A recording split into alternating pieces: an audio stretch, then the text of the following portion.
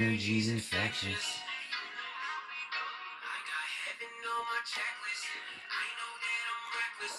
I know that I'm reckless. I be getting people mad with my flow. They're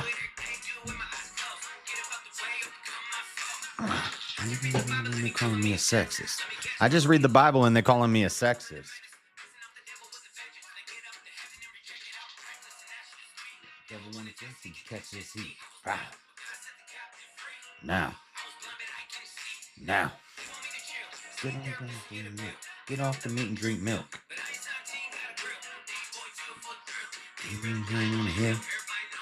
About that life.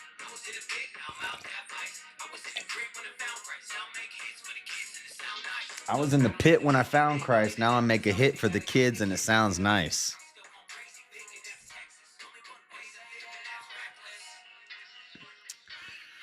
I know that I'm reckless.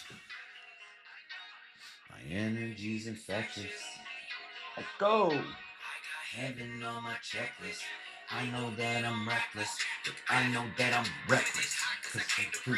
I praise God. I don't praise a priest. I praise God. I don't praise a priest. Wild, wild west. I'm gonna try my best.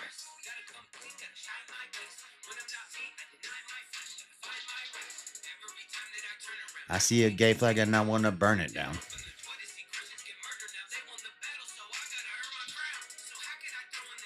I gotta be reckless. I gotta be wild. You made me new again. What are you doing? Acting like a fool again. Don't need a necklace.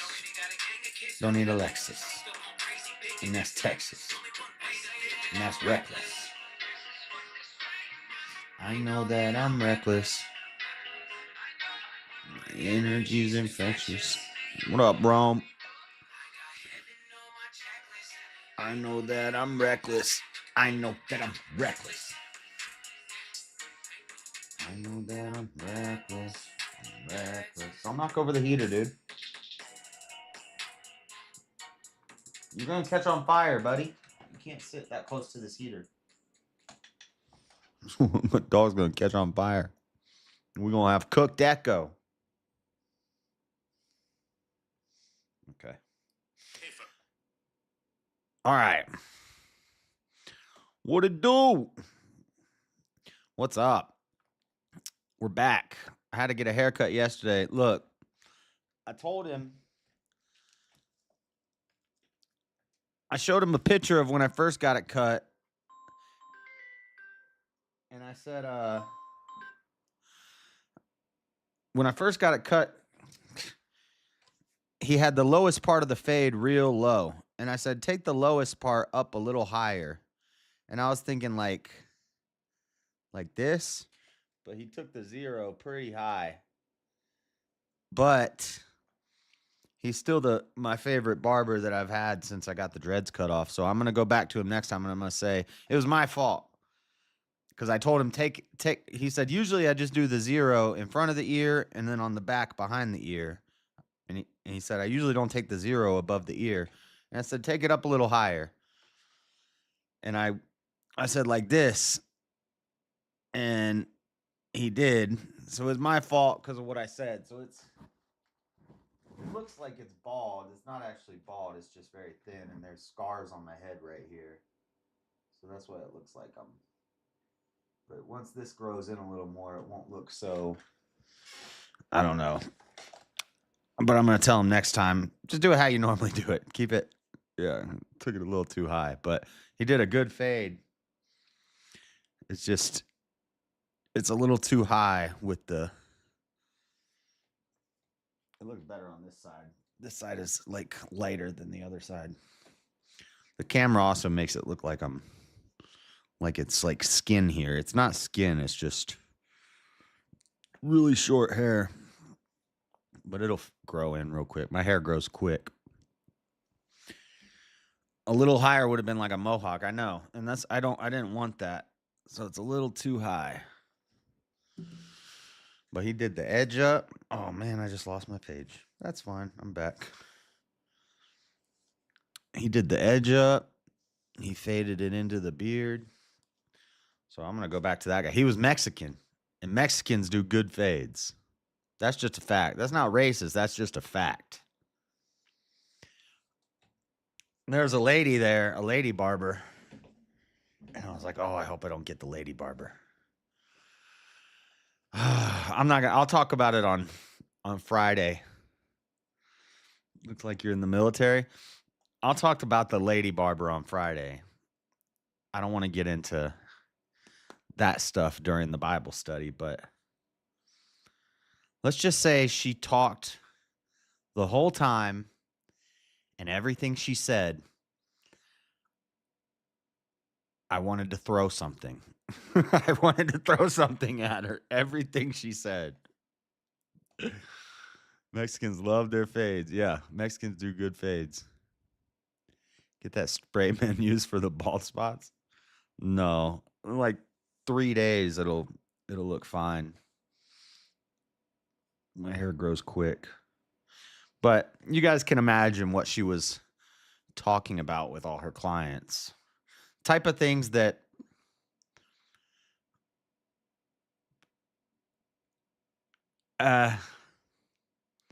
you know how they say like women should be silent in the church in the Bible, since we're doing Bible study. I think women should also be silent in the barbershop. Cuz and especially maybe they shouldn't be talking about politics and religion. And that's all this lady was talking about the whole time. And Salt Lake City is a blue area. And that's all I'm going to say. That's all I'm going to say. Me and Miguel, his name was Michael, but I think his real name's Miguel, and he's trying to blend in right now. Me and Miguel were like rolling our eyes. What's up, Matthew? Women should just be silent in the JS compound. Yeah. Yeah. Yeah. Preferably like inaudible, like mute. Glue your dreads back on the sides? I could do that. I'm sure it was a low tip. No, Miguel cut my hair, and I gave him a good tip. The only complaints I have is because of what I told him to do, so it's my fault for not explaining it better. No, if she was my barber, well, I would probably just be like, "Nah, I'll wait for Michael or Doug." Oh, they don't come in today? I'll be back tomorrow. I'm not having that lady cut my hair. No. Cuz I know she'll start talking and I'll say something. And then she'll end up, whoops. I got a big old bald spot on my head. I know that's how it would go. All right. Let's get focused. Oh, before we get focused, check this out. For Friday night after VK, couple things. Well, between this Friday and Saturday, I need to write a debate opening, but also we got a new Switch controller. Because this one, my run button and my right button are broken. Because when I speed run in Mario, Y and right are constantly held. You never let go of right, and you never let go of run when you're speed running Mario. So my right and my run don't work properly. So I got a new controller.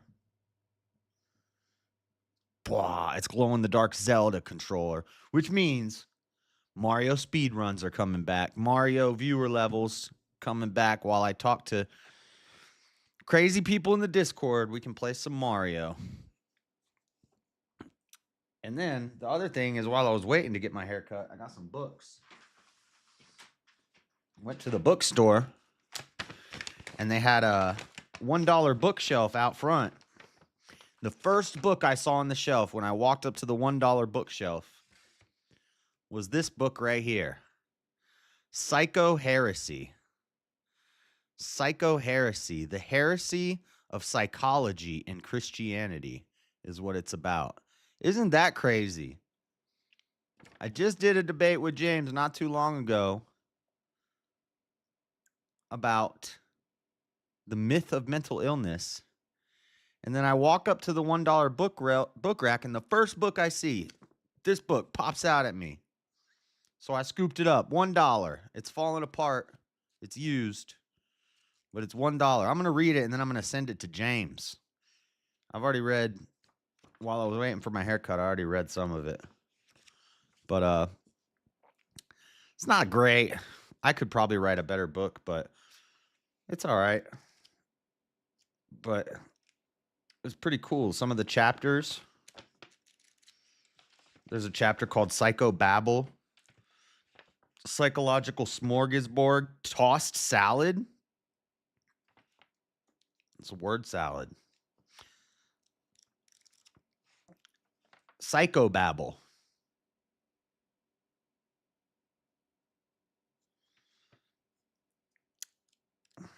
Psychobabble. Mental illness or irresponsibility?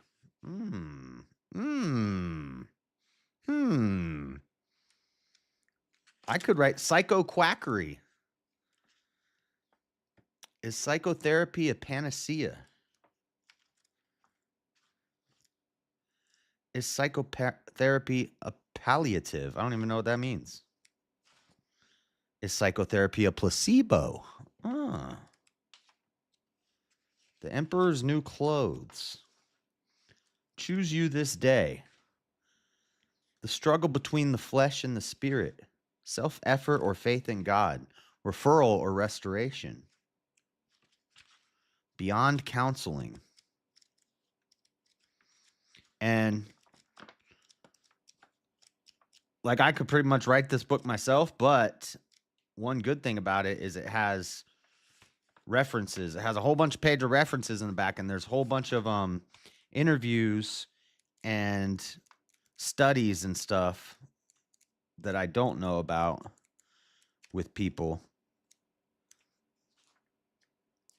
Broken cisterns or living waters. The leaven in the bread. The first chapter I read already, it talks about how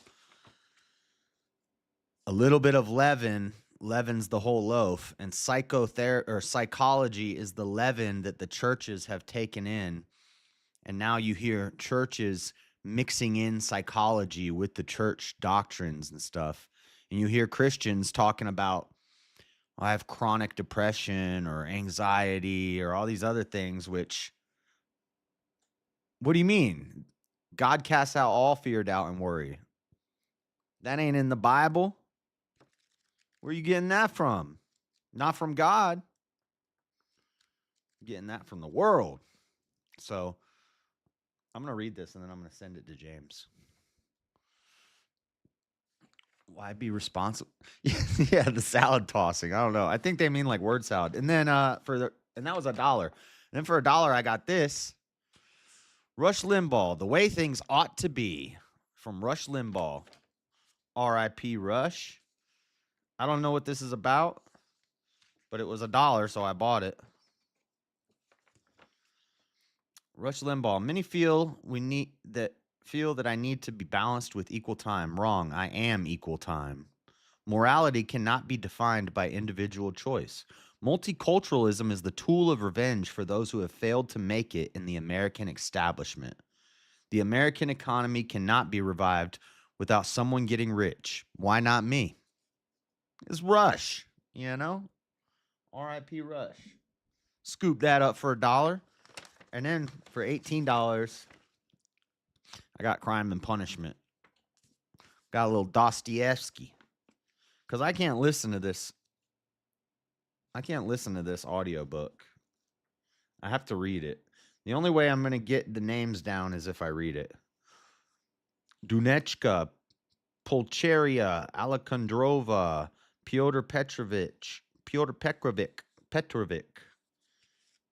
So, plus I read faster than an audiobook in my head.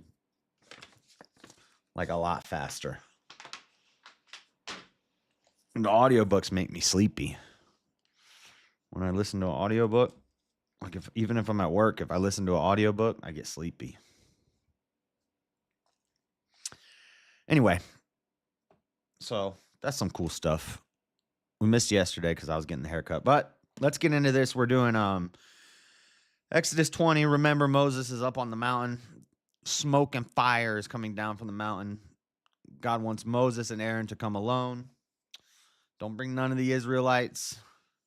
They're not ready for this, Moses. First time I seen Bible ads on YouTube. Normally they don't play them on my end. You're seeing ads? You shouldn't be seeing ads. Or was it when you first clicked on the video? There shouldn't be ads playing in the middle of this.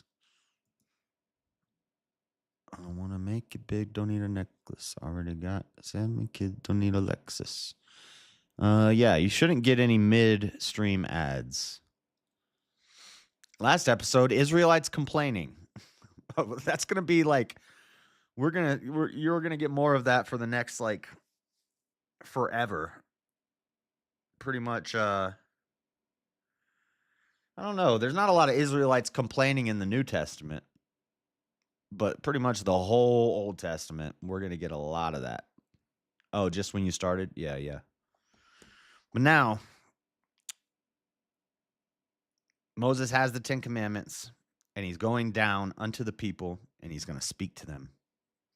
Chapter 20, Exodus 20. And God spake all these words, saying, I am the Lord thy God, which have brought thee out of the land of Egypt, out of the house of bondage. Thou shalt have no other gods before me.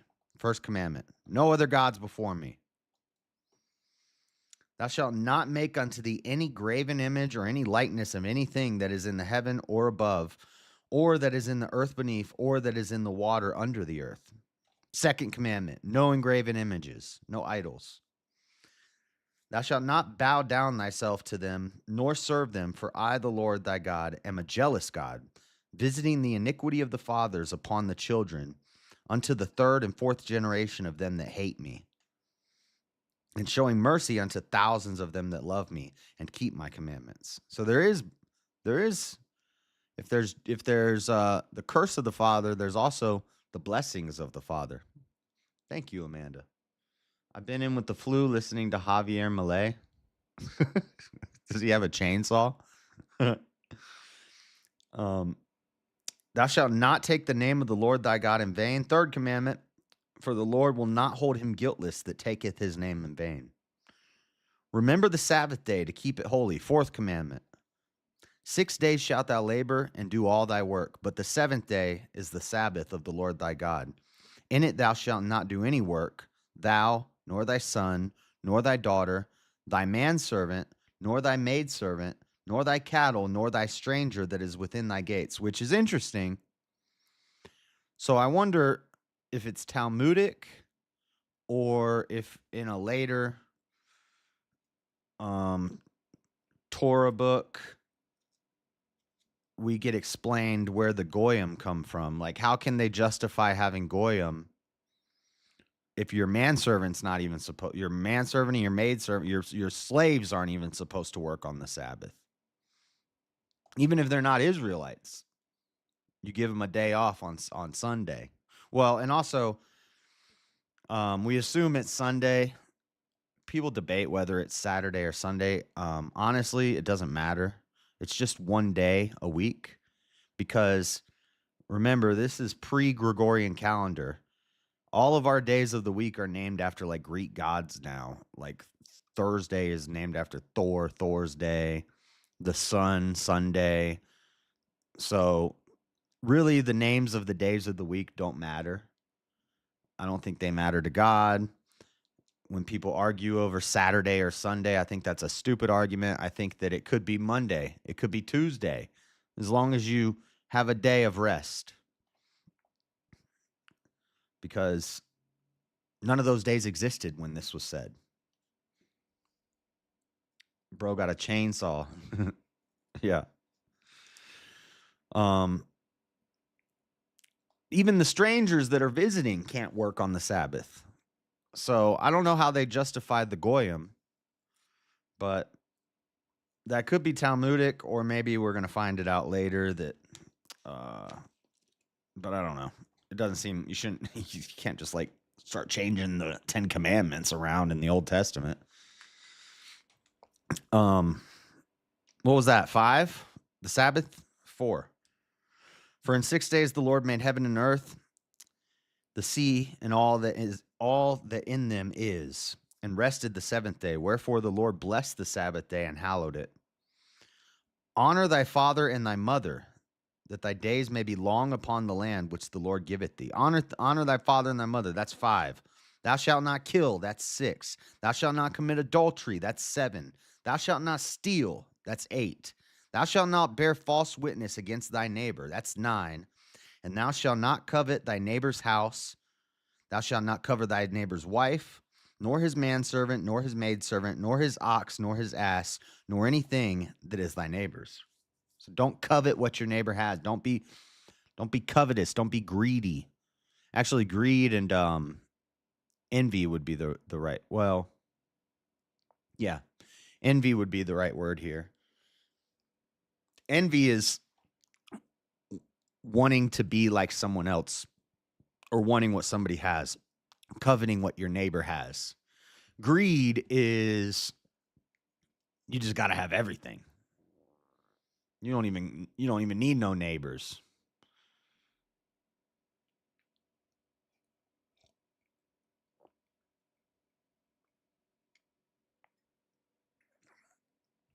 I know some people will say, well, both of those are deadly sins.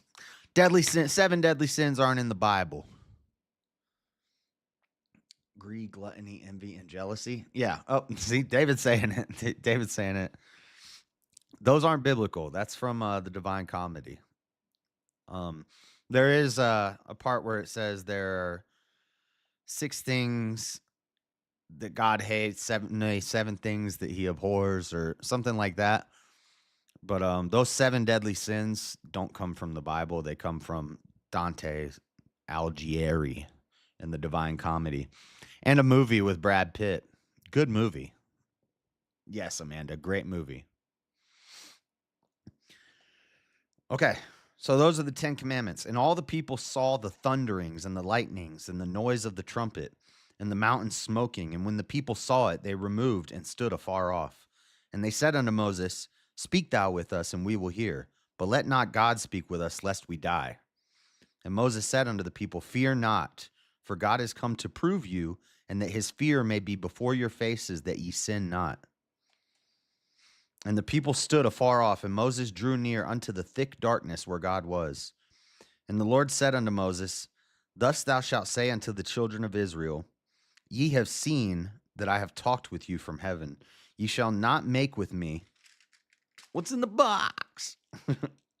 Ye shall not make with me gods of silver, neither shall ye make unto your gods of gold. An altar of earth thou shalt make unto me, and shalt sacrifice thereon thy burnt offerings and thy peace offerings, thy sheep and thine oxen, in all places where I record my name, I will come unto thee, and I will bless thee. And if thou wilt make me an altar of stone, thou shalt not build it of hewn stone. For if thou lift up thy tool upon it, thou hast polluted it.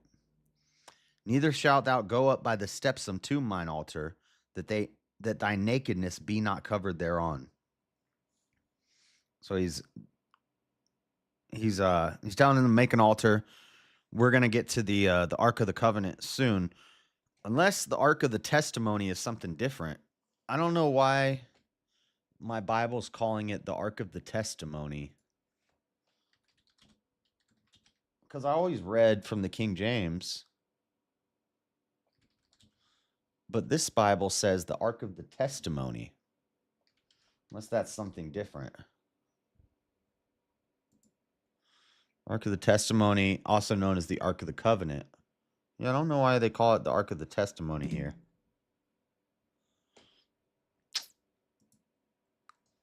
We know Mr. Mad doesn't like the word covenant.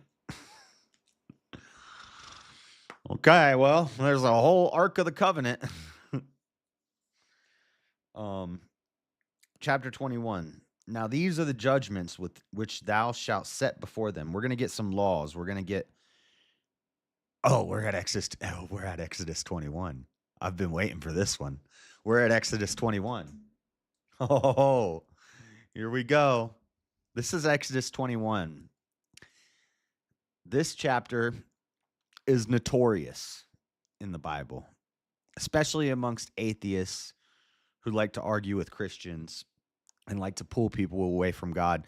There's a YouTube guy. He's pretty big. His name's Young Don. His channel's called Young Don Reborn. And he's being blown around in the wind to and fro, every which way. He listened to some guys and he got in with some guys on YouTube and he became a Christian. He totally changed his content. He made all of his content Christian based, and it was all about Bible studies and Christian stuff. But then he kept getting into all these like doctrinal arguments with all these different groups. And he would pick this argument, like he'd say, something like, I don't believe in the Trinity. And then all these guys would gang up on him and they'd attack him. And he'd say, okay, I believe in the Trinity. But then he'd say, but I don't believe in once saved, always saved. And then all these other guys would gang up on him and say, what do you know? Once saved, always saved. Or he'd say, I do believe in once saved, always saved. And they'd say, you can't believe in once saved, always saved. And they'd all yell at him. And then he'd go to a different thing. And he kept bouncing around. And now he's denounced Christianity. He's not a Christian anymore, he says. He says he's done with Christianity. But his main contention with Christianity is what we're about to read in Exodus 21.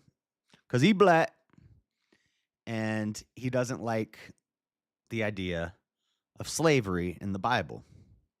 And a lot of Christians will deny this.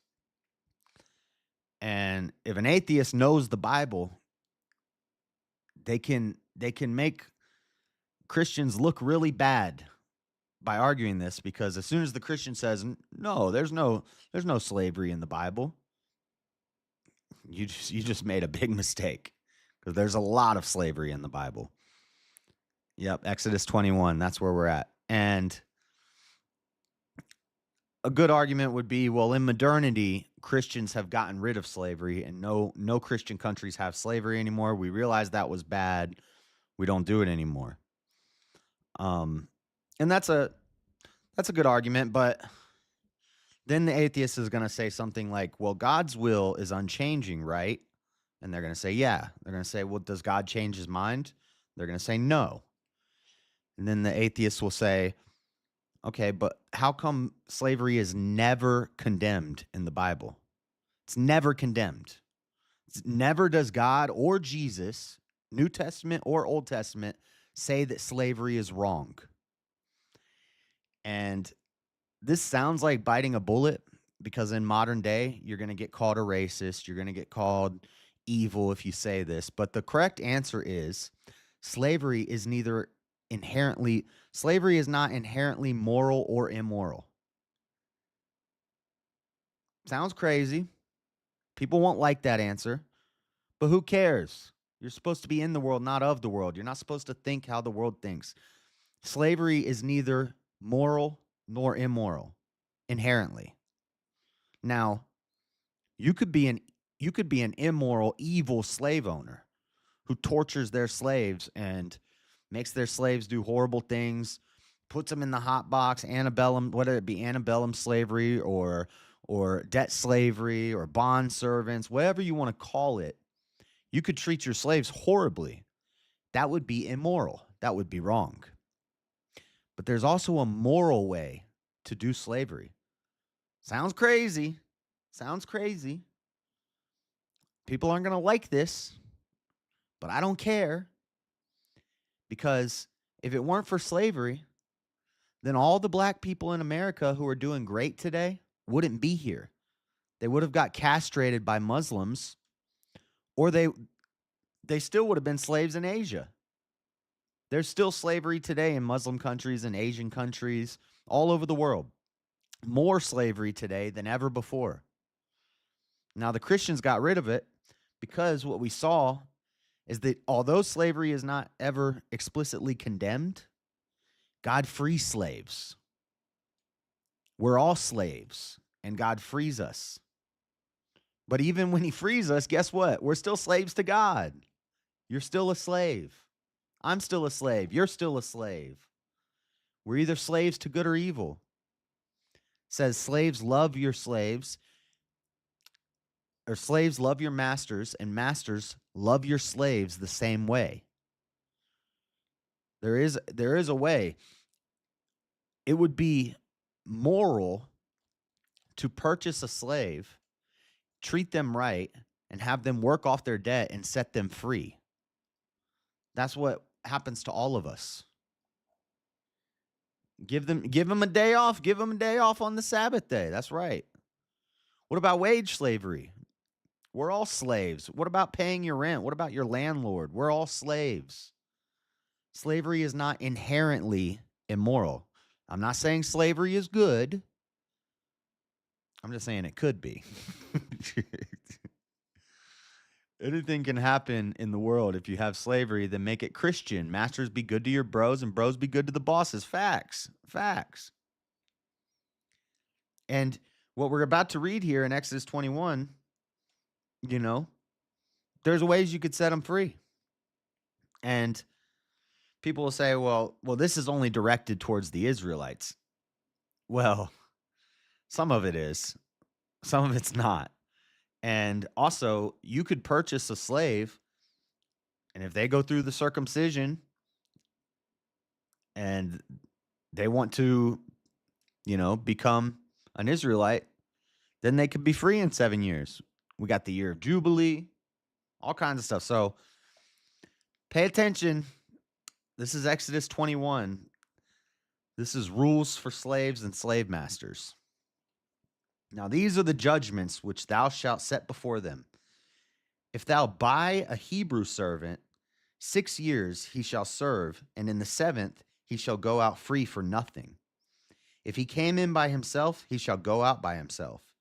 If he were married, then his wife shall go out with him. If his master have given him a wife, and she have borne him sons or daughters, the wife and her children shall be her master's, and he shall go out by himself. Now, this means I bought you. You're my slave now. And then I bought another woman slave, and I gave her to you as a wife. Now, at the end of your time as my slave, where you're working off your debt to me, basically an employee, I'm giving you a place to stay. I'm giving you food to eat. You're going to work off your debt to me. And then you're free to go. But I also gave you your wife. And then you had children with her. So if you're going to leave, then she's staying here with me. I gave her to you. Sounds bad. Sounds bad. But maybe he shouldn't leave his wife and his kid with the slave master. If he wants to get out of slavery that bad that he's going to leave his wife and his kid behind, then obviously his quote unquote freedom is more important to him than his wife and his kid. I think in most cases at that point, he'd just be like, no, I'll just stay with my master, and I'll stay with my wife, and I'll stay with my kid. And if the servant shall plainly say, I love my master, my wife, and my children, I will not go out for free. There you go. He doesn't have to leave. If he loves his master and he loves his wife and he loves his kid, he'll just stay there. Probably having a better life than what he was having before, wandering through the desert or being a slave to Pharaoh or the Canaanites or the Amalekites or whatever other degenerate Baal worshiping. He probably couldn't have even had a baby in those tribes because they would have murdered it. So yeah, sounds bad, but it's basically just like if I'm working for a job and then my boss is like, yo, I'm going to hire this girl.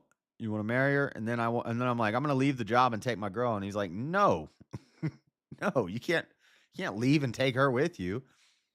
That's not how this works. He ain't going out like that. Then his master shall bring him unto the judges. He shall also bring him to the door or unto the doorpost, and his master shall bore his ear through with an awl, and he shall serve him forever. So if he wants to stay, bore his ear through with an awl. I think that means pierce his ear. Let me look. Sounds pretty gruesome. But remember, the other people are boring you through your nose and putting you on a rope with all the other slaves and dragging you through the desert. That's your other option. Bore his ear through with an awl. I don't want Quora. Why did bondservants have their ear pierced? There was a song we used to sing about God piercing our ears as a mark of willingly becoming a bond slave. According to the process laid out in Deuteronomy 15, I felt was old enough to pierced ears, so I really like that song. It's saying da-da-da. The instructions for making a regular slave into a bond slave are laid out twice in the Torah, Exodus 21 and Deuteronomy 15. As a rabbi once pointed out to me, it's highly interesting that right after the Ten Commandments, when God launches into his law, this is the first thing he says. When you buy a Hebrew slave, he shall serve 6 years, blah, blah, blah. Right after the dramatic exodus from slavery in Egypt, God tells them that the first thing you should know about slaves is that they should go free for nothing, that the Hebrew people should not be indefinitely enslaved, but offered the chance to go free after a limited time of service. After that, the slave might choose to stay out of love for the master, but that should be a matter of free choice. Deuteronomy 15 reiterates the principle. Okay. Therefore, I command you this day. But if he says, I will not go out from you because he loves you and your household, since he is well off with you, then you shall take an awl and put it through his ear into the door, and he shall be your slave forever. Why a piercing? Why a door? Why a ear? It does seem slightly strange ceremony, doesn't it? But it is so often the case with the Bible. If you scratch a little beneath the surface, there are manner of truth treasures to be found. It's a matter of asking the right questions and steady observation. Also, this is from a website called One for Israel. So this is Jewish understanding of this, which I'd say they probably are going to have a good understanding of the Torah.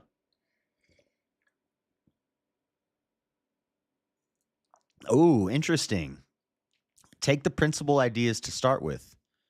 Nails driven through flesh, blood on door frames, permanent piercings with holes and scars forever. Does it start to sound at all familiar? If you're starting to see the parallels, good. Wait, parallel to Jesus? Maybe this is not a Jewish website. I see parallels to Jesus. I also see the parallels to the Passover, the blood on the door frame. But nails driven through the flesh seems to be like a prophecy of Jesus. The slave who, for reason of love, wished to serve his master voluntarily would be taken to a door frame, then a martziyah, something that is used to bore a hole. The word is only used in these two descriptions in the Bible. Would pierce or bore a hole through the skin of the earlobe, marking the flesh permanently.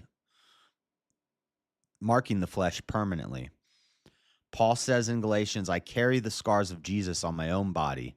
The word for scar here is, I can't read Greek, but it's stigma or stigmata. It says stigma. Here's the Strong's definition: from a primary stizo, to stick or prick, a mark incised or punched for recognition of ownership, i.e. figuratively a scar of service, a mark. The description continues, a mark picked in or branded upon the body. To ancient Oriental usage, slaves and soldiers bore the name or the stamp of their master or commander, branded or pricked into their body to indicate what master or general they belonged to, and there were even some devotees who stamped themselves in this way with the token of their gods. Paul is talking about scars, marks, stigmas in his own body that mark him out as a bondslave to Yeshua, but Yeshua also has permanent scars. His scars also came about from having his flesh pierced on wood. As a result of love and willing submission to serve, not my will, but yours, he said, the Son of Man came not to be served, but to serve. Yeshua is the ultimate service whose glorious scars all other scars can only be a shadow of. He still has scars on his hands to this day and forever, a permanent mark of his great love and willing servanthood, far beyond any conceivable call of duty. Why a door? The concept of bringing your servant to a door in order to carry out the whole operation is quite interesting. The New Testament word for door appears 39 times and is a fascinating study in itself. Yeshua says twice, I am the door. Huh. In John 10, truly, truly, I say unto you, I am the door of the sheep. And again, I am the door. If anyone enters by me, he will be saved and will go in and out and find pasture. So the door represents the door that is Christ. We knock on the door, he opens, we go to the door, we scar ourselves permanently to declare our love for our master and our decision to be a bondservant forever. When we think of door frames in the Bible, our mind is whisked back to the Exodus story itself, a pivotal moment in Israel. Yeah, the Passover.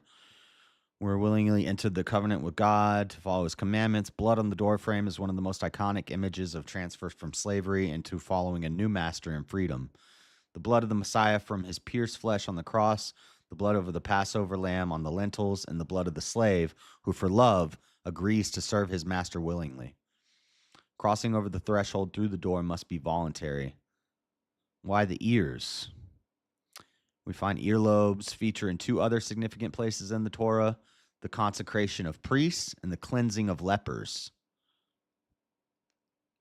Now this is what you shall do to them to consecrate them, that they may serve as priests. You shall kill the ram and take part of its blood and put it on the tip of the right ear of Aaron, and on the tips of the right ears of his sons, and on the thumbs of their right hands, and on the great toes of their right feet, and throw the rest of the blood against the sides of the altar. Leviticus 14, 1-4, the Lord spoke to Moses, saying, This shall be the law of the leprous person for the day of his cleansing. The priest shall command them to take for him who is to be cleansed 2 live clean birds and cedar wood and scarlet yarn and hyssop. Scarlet yarn, like the color of blood, and hyssop, like they used to paint the blood on the door frames on Passover night. The priest shall take some of the blood of the guilt offering, and the priest shall put it on the lobe of the right ear of him who is to be cleansed. So there's symbolism in this. Jesus is the door. This is hard to wrap your head around as a modern person, but it's an interesting scenario to see how everything shakes out. Right. Yeah, and this is one of the things people have a tough time with. And if the servant shall plainly say, I love my master. I already read that. So the King James uses the word all, A-U-L, and he shall serve him forever. And if a man sell his daughter to be a maidservant, she shall not go out as the men servants do. If she please not her master who hath betrothed her to himself, if she please not her master who hath betrothed him to her to himself, then shall he let her be redeemed. To sell her unto a strange nation, he shall have no power, seeing he hath dealt deceitfully with her. So because they were marrying the slave girls, some of them were marrying the slave girls. Joseph married some slave girls. You know, can't hate your slave if you're willing to marry them and make children with them. And if he hath betrothed her unto his son, he shall deal with her after the manner of daughters. So if I have a slave girl and I betroth her to my son to marry my son, then I'm going to treat her like my daughter. Man, that sounds horrible. If he take him another wife, her food, her raiment, and her duty of marriage shall be not diminished. And if he do not these three unto her, then shall she go out free without money. So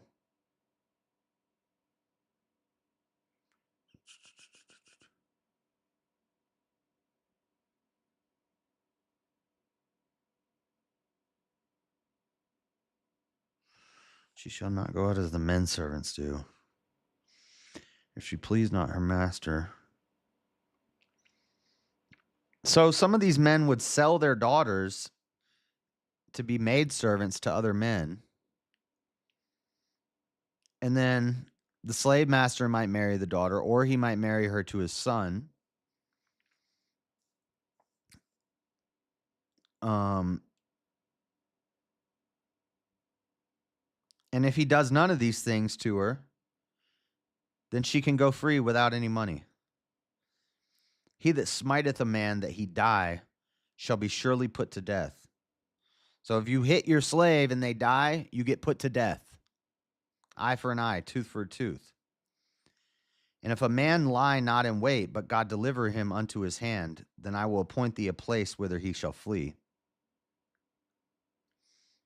If a man lie not in wait, but God deliver him into his hand, then I will appoint thee a place whither he shall flee.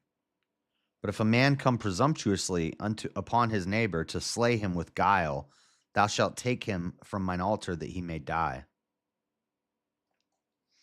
Let me see what 21:13 means. So I think we're off the slave topic now, but I thought we were. So a lot of people reference this as if they're still talking about the slaves, but I'm not sure if we've gotten off the slave topic now and we've moved on, or if this is still referencing slaves. Exodus. Because sometimes the way the Bible's written. Yeah, see, okay, so this is when atheists say, you'll hear this a lot in debates about God. They'll say, how come you're allowed to beat your slave as long as you don't kill him? That's wrong. So after verse 11 is the end of the rules for servants. Verse 12 is a new law. This is a different law. So we're not still talking about slaves anymore. It says, he that smiteth a man so that he die shall be surely put to death. This isn't talking about slave masters are allowed to beat their slaves as long as they don't die. That's what a lot of like atheists will argue. No, this is, and there actually is a symbol here. So there's a symbol here that shows that this is a new, so it's not diversified. Like well, it is diversified. There's a different verse here, but it's not a separate chapter. So since there's not a separate chapter, they think that it's still talking about the slaves, but it's not. It's actually, I'm going to show you the symbol. I just clicked the wrong thing. Hold on. Just give me 1 second. I don't need to make a big, don't need a necklace. Now let's see if I can draw this for you guys.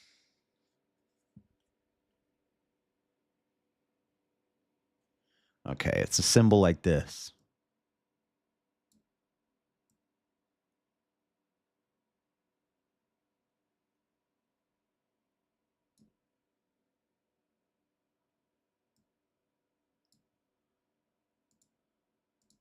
Okay, so at the beginning of chapter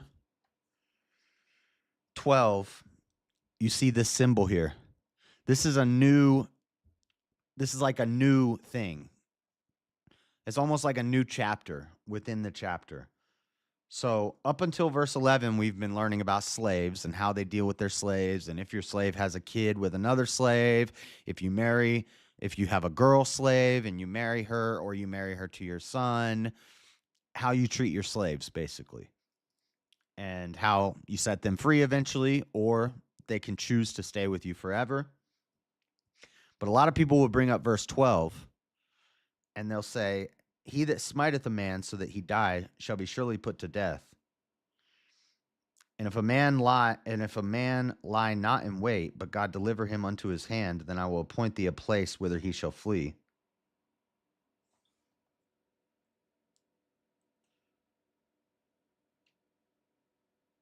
Yeah. So there's a bunch of these symbols in this chapter.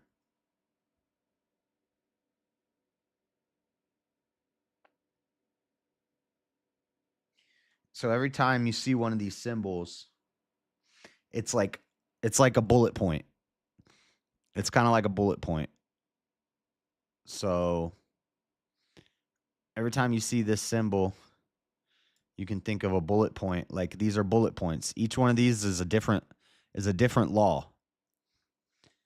And atheists have connected verse 12 to the previous verses, and they try to say you're allowed to beat your slaves as long as they don't die. That's not what this verse is saying. This verse is saying if somebody accidentally kills another person without intending to do so, God is considered to have delivered the victim into the killer's hand, and the killer should be allowed to flee to a designated place of. But if a man, 12. Whoever strikes a man so that he dies shall be put to death. Essentially meaning that anyone who kills another person through a deliberate strike shall be put to death. Simple. That's a verse by itself. Then it goes on in verse 13, and if a man lie not in wait, but God deliver him into his hand, then I will appoint thee a place whither he shall flee.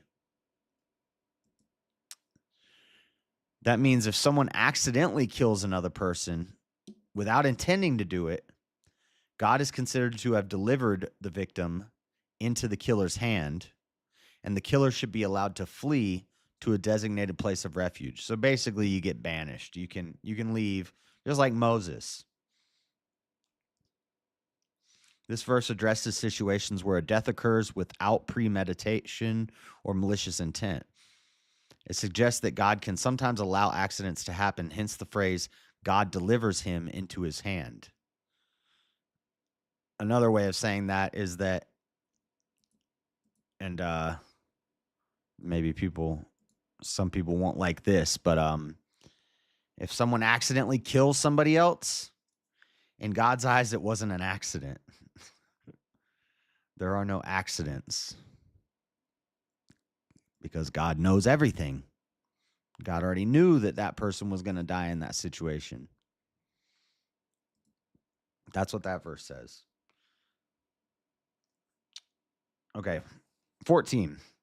But if a man come presumptuously upon his neighbor to slay him with guile, thou shalt take him from mine altar that he may die. So basically, this is premeditated murder versus not premeditated murder.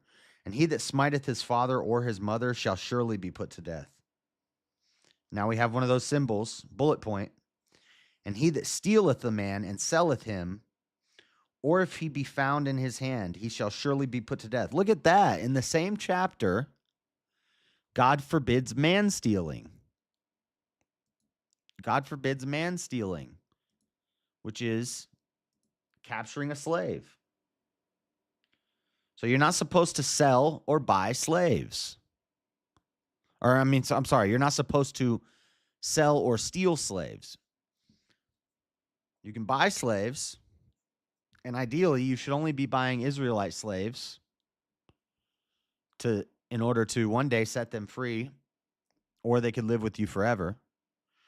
But right there in verse 15, what is it? Verse 16.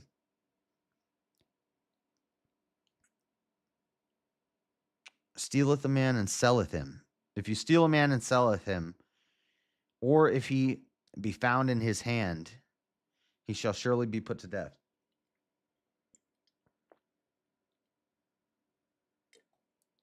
My coffee is like lukewarm. Exodus 21:16. Let me see. Let me make sure I'm getting this right. Kidnapping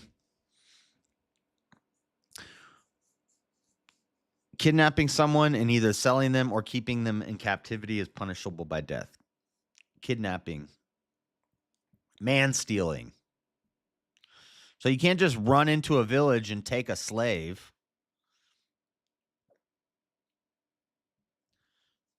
This verse appears within a larger section of Exodus 21 that deals with laws regarding slavery, highlighting the severity of taking someone against their will and forcing them into servitude. So you're not supposed to do that. So although all slavery isn't condemned, certain types of slavery are condemned. And they'll say, well, that's what America did. No, we didn't. We didn't just go to pull up on the shore of Africa and start man stealing people and tribes. We were buying them, and then one day we set them free. We were buying them from other people who did the man stealing. Africans were man stealing other Africans, and then we bought them, and then we set them free. Isn't that amazing? Amazing. Verse 17, we got another bullet point. And he that curseth his father or his mother shall surely be put to death. And if men strive together, and one smite another with a stone or with his fist, and he die not, but keepeth his bed, and if he rise again and walk abroad upon his staff, then shall he that smote him be quit. Only he shall pay for the loss of his time, and shall cause him to be thoroughly healed. If men get in an argument, and one hits another, and he doesn't die, and he rises again and walks around, then whoever hits him has to pay him for his lost time and his, if you injure him and he can't work anymore, you got to pay him for that. You're going to have to pay restitution because now he can't work. You break his leg or something and he can't work for 2 weeks. You're going to have to pay for his lost time. And also it's important there that it says if men strive together. So this is not like you're sleeping in bed and I sneak up and break your leg. No, you're probably going to get in more trouble for that. But if we're in an argument and we're fighting and we're wrestling and I hurt you, we're both guilty of getting into the fight. But since I injured you, now I have to pay for your loss of work.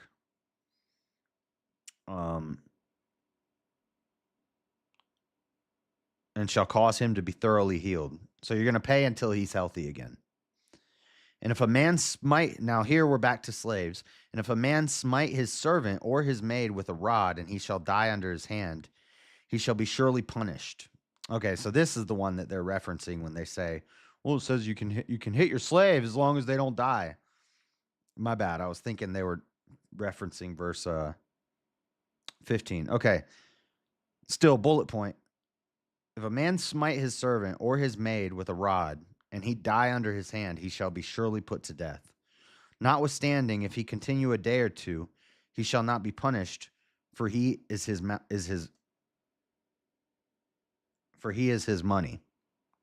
He's his money. 20 and 21.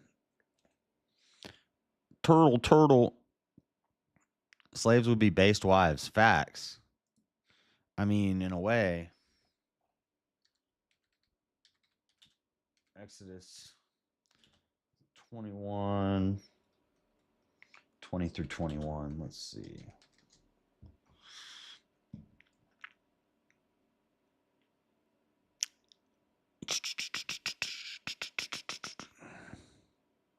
Why does the Bible allow slave owners to beat their slaves?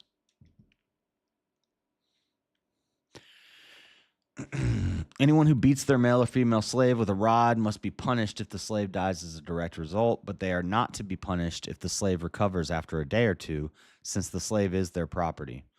Why did the Mosaic Law allow for slave owners to beat the slaves? The obvious answer is that in the social structure of ancient Israel, physical punishment was considered the appropriate response for acts of disobedience and rebellion.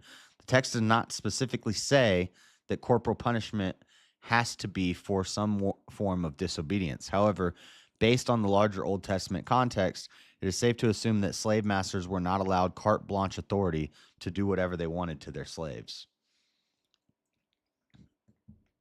So it's not telling you should beat your slaves. But if you do,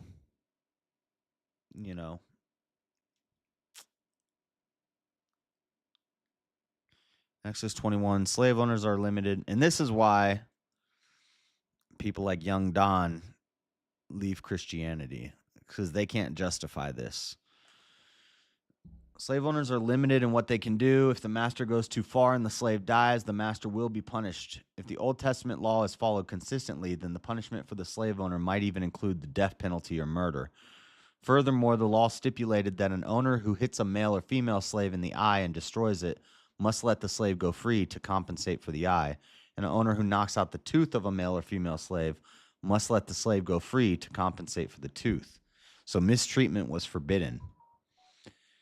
Exodus 21:20 and 21 is certainly troubling to people with modern sensitivities. Modern people in the free world have come to view autonomous personal freedom as the highest form of good, and anything that curtails personal freedom as the ultimate evil. So true. People may be tempted to read a passage like Exodus 20 through 21 and charge God with moral evil. Such charges need to be challenged, for slavery is not the only area where modern sensitivities and biblical guidelines clash. Abortion and homosexuality are two other flashpoints. The danger on this issue is that most Christians would agree that slavery is morally reprehensible. Inherently, no, I wouldn't. There are two distinct approaches in formula. See, this is gotquestions.org. This is they're going to give you the softest, nicest answer possible.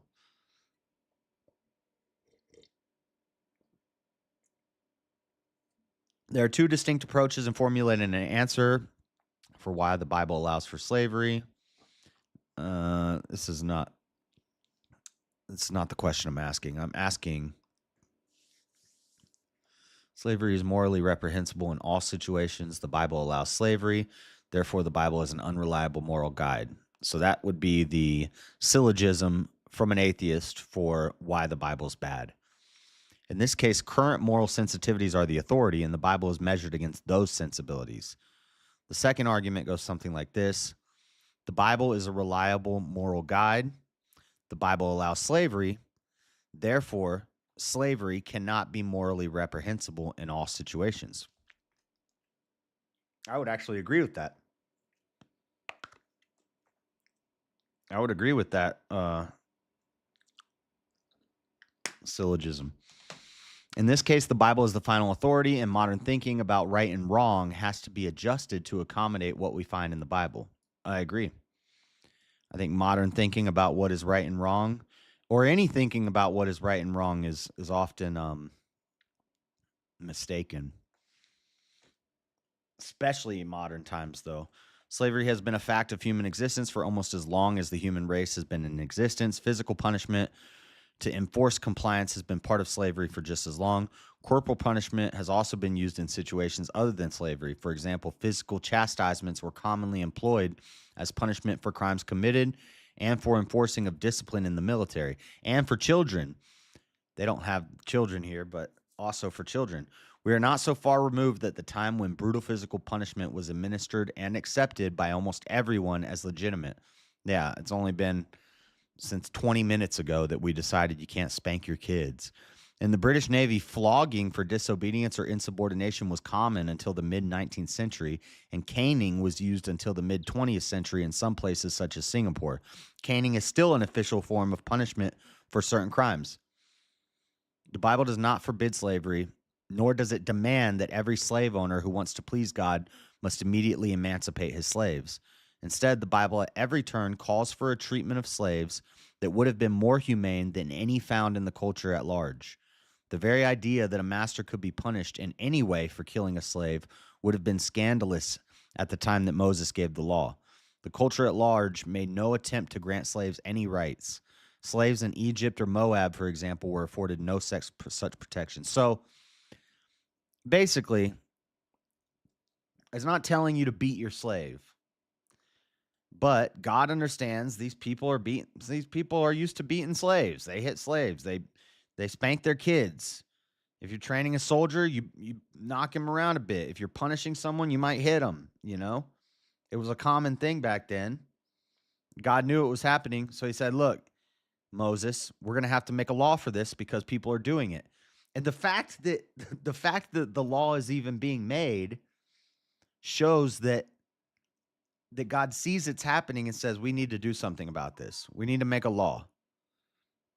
Now, somebody might ask, well, why didn't you just make the law, don't hit your slaves? Don't hit your slaves. Maybe because some people need to get hit. Maybe that's it. The hobbling scene in Misery comes to mind. Yeah. Well, she was doing some man stealing, Rome. That was man stealing. You can't do man stealing. But maybe some people just need to get hit sometimes. You know? Spare the rod, spoil the child. Sometimes you just need to smack somebody up. But, you know, if you're trying to correct something, that's the expression is knocking some sense into you. Sometimes you got to get a little sense knocked into you. But if you go take it too far, if you get angry, if you do it sternly and righteously, you can just smack somebody upside the head. We used to call it mushing. You'd mush them, you smack them in the head, you say, "Hey, cut it out. Quit acting like a little girl. Stop it." And you smack them upside the head. So, slave owner's got his rod. Slave doing something they shouldn't be doing. He goes, "Hey, cut it out." But if the slave master gets out of line and injures the slave or hurts the slave, or then, if he kills the slave, he dies. Nobody else had laws like that. I think it's based. I don't. You can't really use the argument that it's based with an atheist because they're going to be like, okay, this person's crazy. I just think people are soft nowadays. Why everybody so soft, Okay. So we got that. I mean, what's the conclusion we're coming to with this?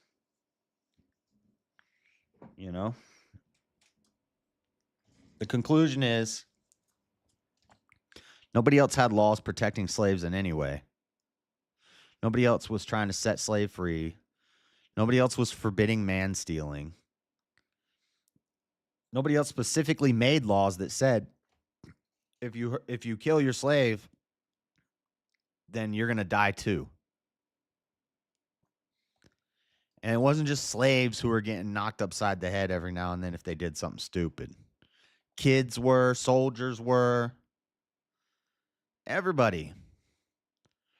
I'm sure if there was like a shepherd who was training up his future workers in his farm and they did something stupid, he'd smack them with his staff. He'd whack them upside the head, knock a little sense into them.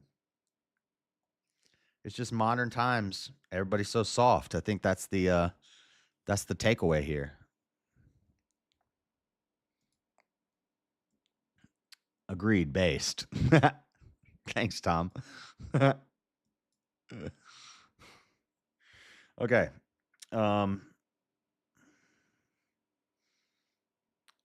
And also, notwithstanding, if he continue in a day or two, he shall not be punished, for he is his money.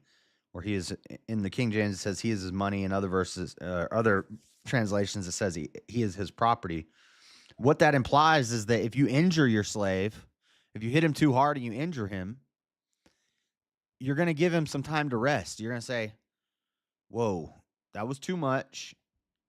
Give him some time to rest. And in a couple days, if you're better, you can go back to work.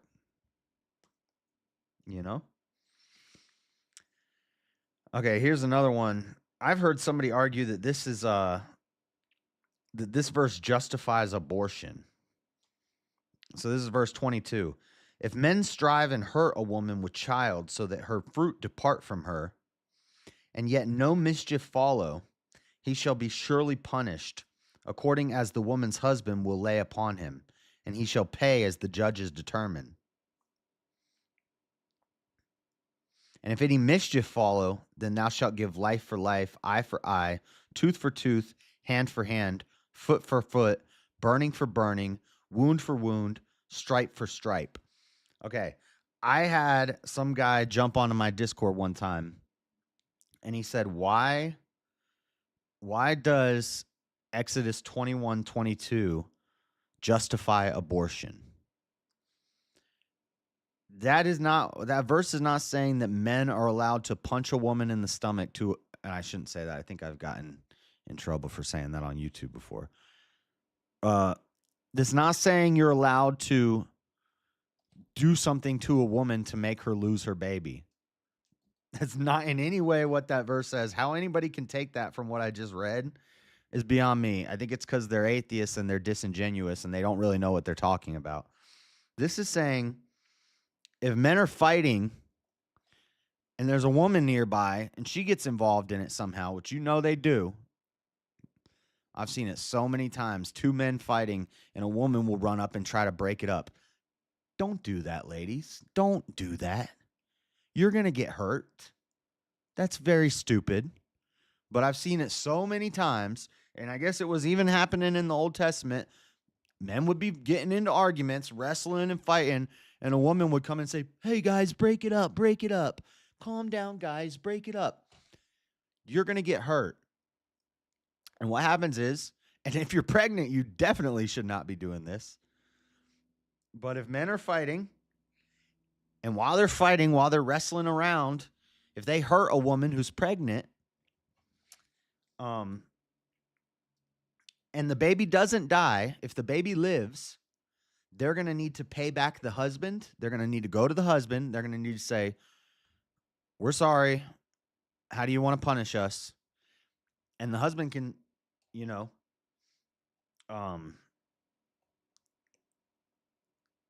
he shall be surely punished according to the woman's husband will lay upon him. So the husband can say, the husband gets to decide the punishment and the judges. And he shall pay as the judges determine. So first he's got to go talk to the woman's husband. And he's gonna handle that first. Then they got to go see the judges. And the judges are going to make them pay too. So these guys are going to get punished for this.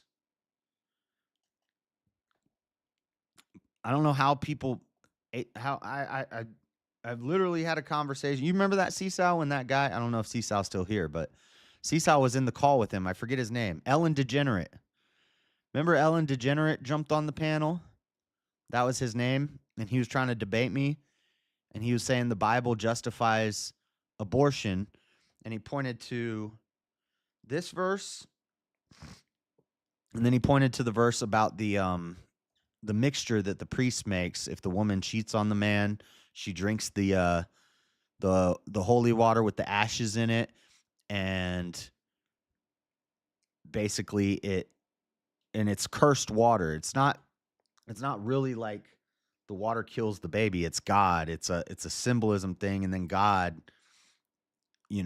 she loses the baby if it was made from adultery.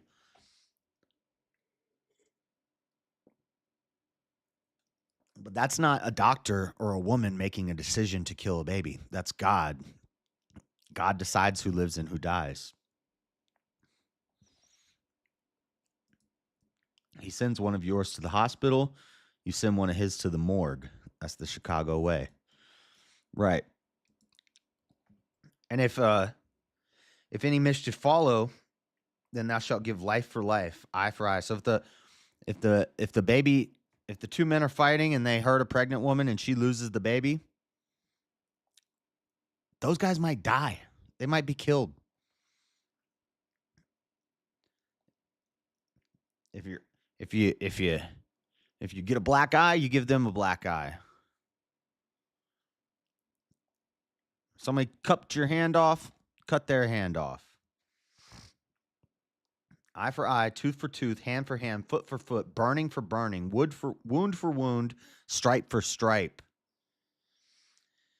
And if a man smite the eye of his servant or the eye of his maid that it perish, he shall let him go for free for his eye's sake. So if you hit your slave and they lose their eye, you let them go. They're free. If you hit him and you break his tooth, you set him free. If he smite out his manservant's tooth or his maidservant's tooth, he shall let him go for free for his tooth's sake. So again, this is calling back to if you're going to hit your slaves, you better be very careful. It's pretty much telling you, don't hit your slaves, guys. Because guess what? If you hit your slave and they die, we're going to kill you. If you hit your slave and they lose their eye, they're free. If you hit your slave and they lose their tooth, they're free. Now, if you hit them and you bruise them a little bit, you give them a couple days off, let them rest, and then back to work.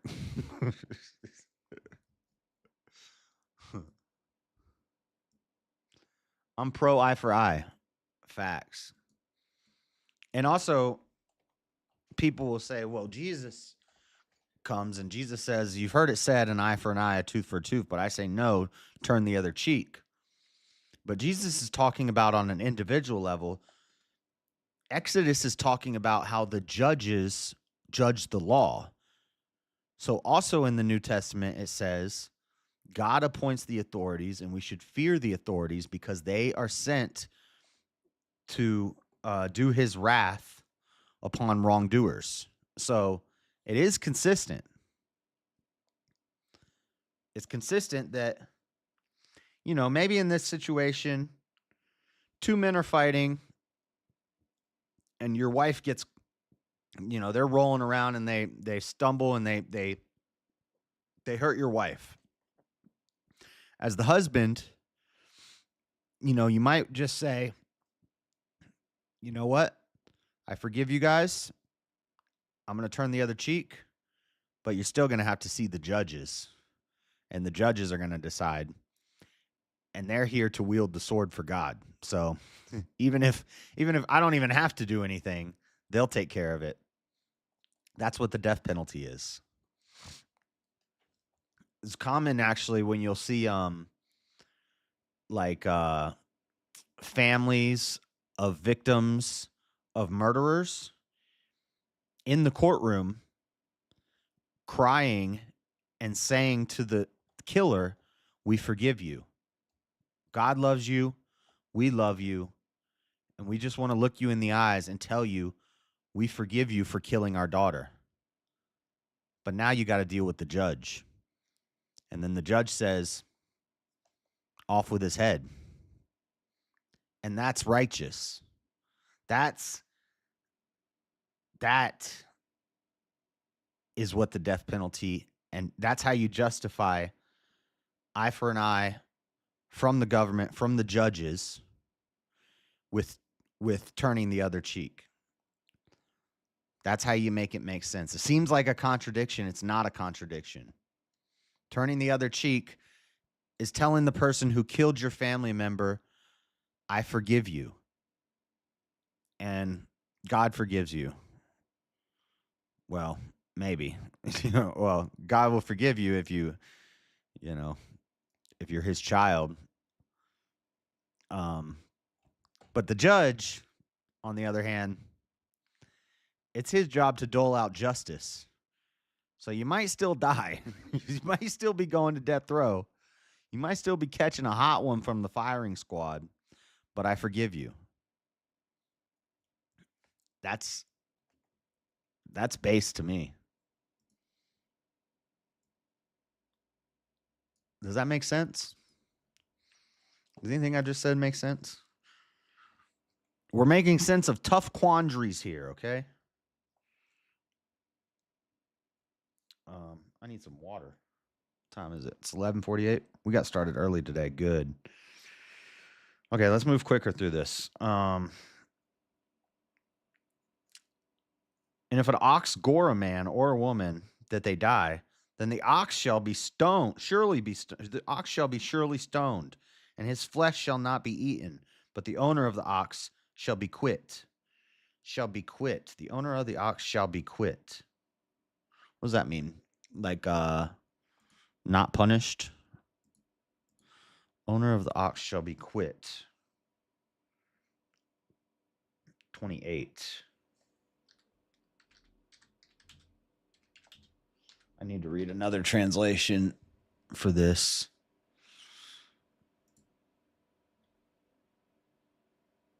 No, let go. Yeah, he shouldn't be held. So the owner of the ox should not be held. Because it's not the owner's fault that his ox killed a man. They murdered a guy. I don't think an ox can really murder a guy. If an ox gore a man or a woman that they die, then the ox shall be surely stoned, and his flesh shall not be eaten. But the owner of the ox shall be quit; he'll be let free.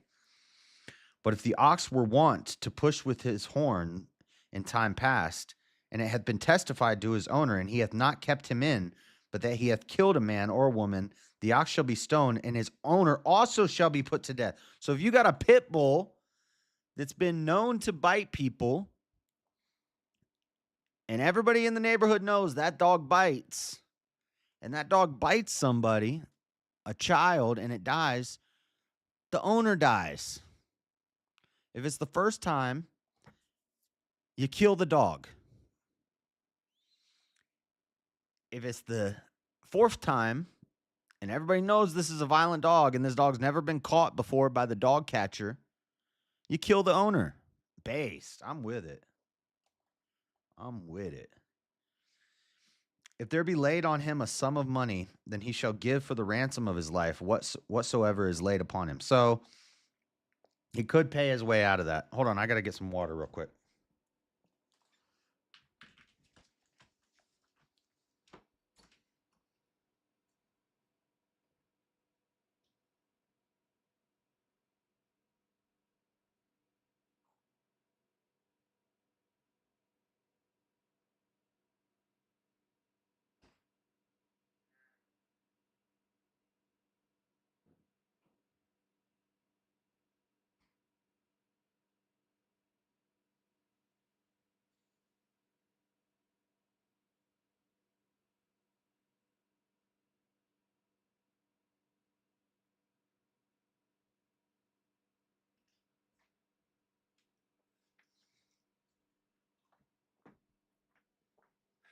Shout out Chair Gang.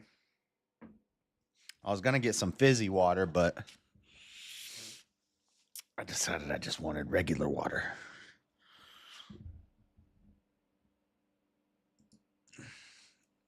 Yay, it's the chair. You agree with that? Makes sense? See, you guys are reasonable. A lot of people would hear the stuff I'm saying right now and be like, this dude's crazy. I think this all makes sense to me. All right. Okay. Whether he have gored a son or have gored a daughter, according to his judgment, shall it be done unto him. Oh, dang. Huh. So they could decide to, bro, if your dog tears up my child and your dog is known as a biter, then I could have you thrown to the dogs, literally. Same thing that happened to my son or my daughter. I think that's based. If your dog kills my son or my daughter, and it's not the first time this dog's known to bite people, I should be able to throw you into a pit of pit bulls. Let's go. I don't know what you said, but I 100% agree.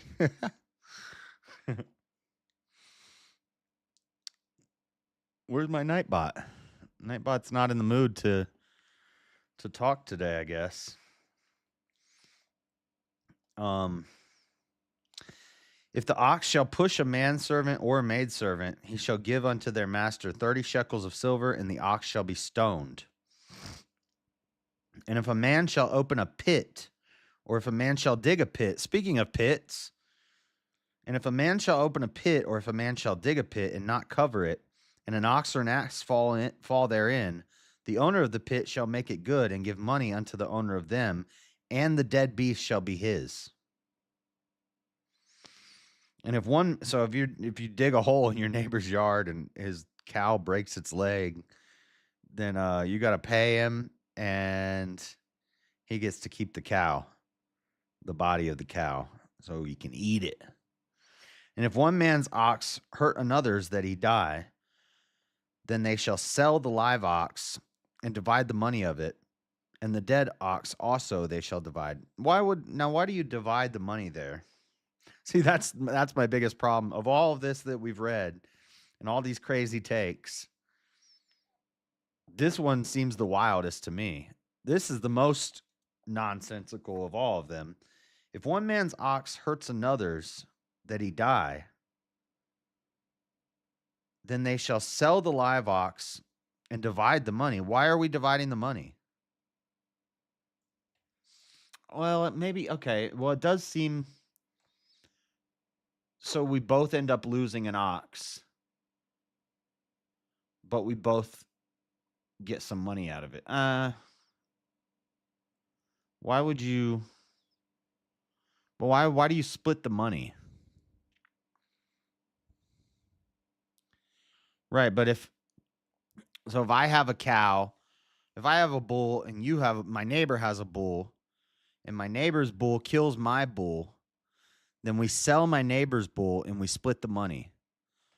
Why are we splitting the money? Now we're both left bullless, and we both have half the money that we need to buy a new bull. That don't make sense. Or if it be known that the ox hath used to push in time past, and his owner hath not kept him in, he shall surely pay ox for ox, and the deed shall be his own, and the dead shall be his own. Okay. Okay, so they're saying the reason you split it is if it's an accident. This has never happened before. This thing happens. We both are going to lose an ox. If your bull kills my bull, but this has never happened before, it's not really your fault. It's the bull's fault, and it's a mistake. So what we're going to do is you're going to sell your bull, and then we're going to split the money.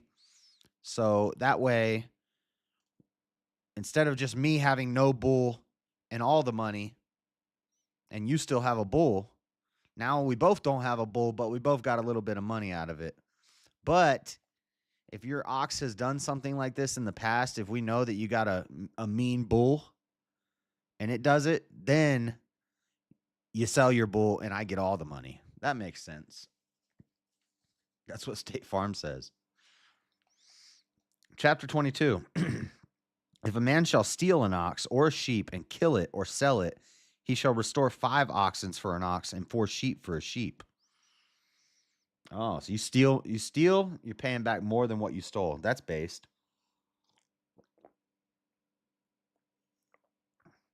If a thief be found breaking up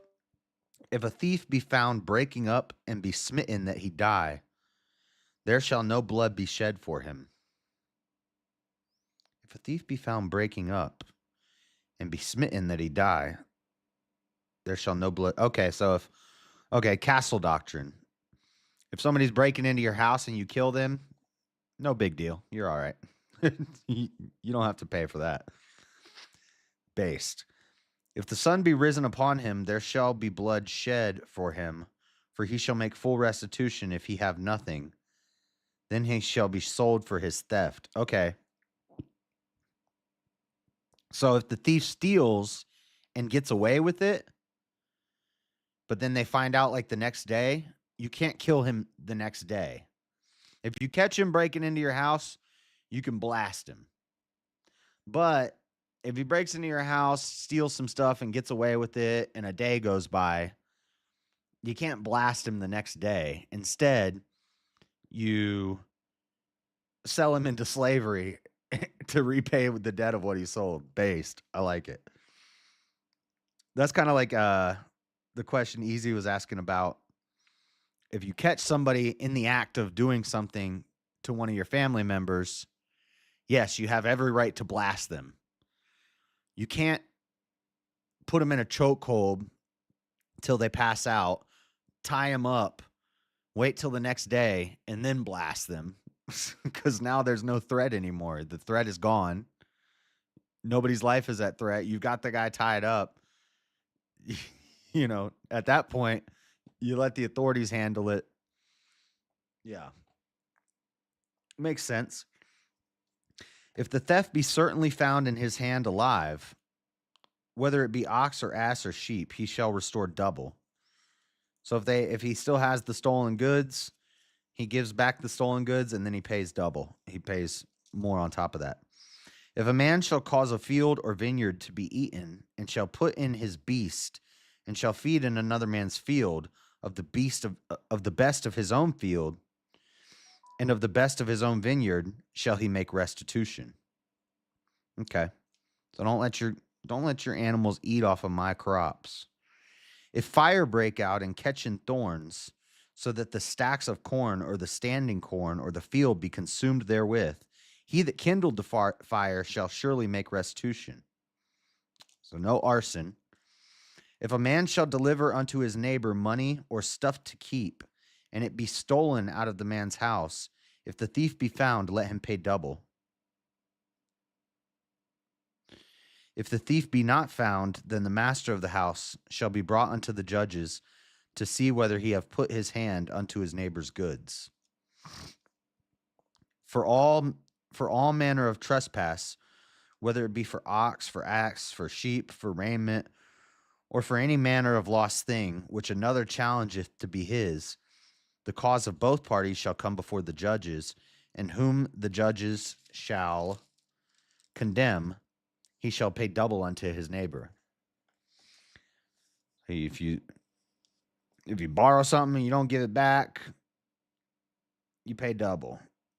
Or if you trespass and grab something and he says, hey, that's mine, they pay double. If a man deliver unto his neighbor an ass or an ox or a sheep or any beast to keep, and it die or be hurt or driven away, no man seeing it, then shall an oath of the Lord be between them both, that he hath not put his hand unto his neighbor's goods, and the owner of it shall accept thereof, and he shall not make it good. That was a confusing one. I just wish it were nighttime so I can go back to sleep. Yeah, I had an online doctor appointment this morning, so I had to waste time. Do your kids go to school or homeschool? Oh. Echo.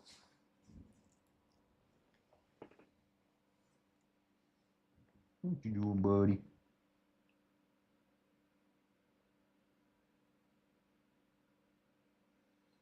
Don't say that I'm reckless. Anyway, your hair's falling out. It better not fall in that dang heater. It's gonna catch on fire.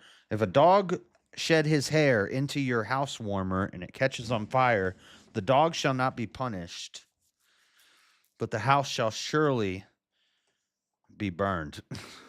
You shall surely hope that you have insurance. Sorry, I made that up. That's not in here. That was a joke. Where was I? I lost my spot. That last one was confusing. If a man deliver unto his neighbor an ass or an ox or a sheep or any beast to keep, and it die or be hurt or driven away, no man seeing it, then shall an oath of the Lord be between them both, that he hath not put his hand unto his neighbor's goods, and the owner of it shall accept thereof, and he shall not make it good. Oh, okay, so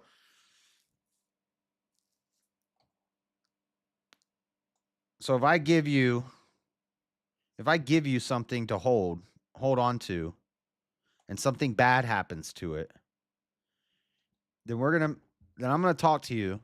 I'm gonna say, "Did you do this?" And you're gonna say, "No, I didn't do it. It's not." I'm gonna make an oath to the Lord with you.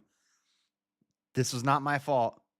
You let me borrow your favorite T-shirt, and it was in the closet, and Echo peed on it. But I swear, it was an accident. Then, if you accept my oath, we're good. And if it be stolen from him, he shall make restitution unto the owner thereof. If it be torn in pieces, then let him bring it for witness, and he shall not make good that which was torn. And if a man borrow aught of his neighbor, and it be hurt or die, the owner thereof being not with it, he shall surely make it good. But if the owner thereof be with it, he shall not make it good. If it be a hired thing, it came for his hire. So if I'm paying to use your lawnmower and it breaks, then I don't have to pay for it because I already paid for it when I paid you to borrow your lawnmower. But if I borrowed your lawnmower and it breaks, it depends on the situation. If it broke because I was with it and I did something stupid, then I need to pay you for it. But if it broke because an accident happened, I don't have to pay you for it.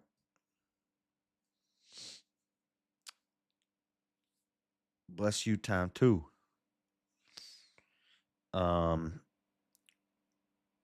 if a man entice a maid that is not betrothed and lie with her, he shall surely endow her to be his wife.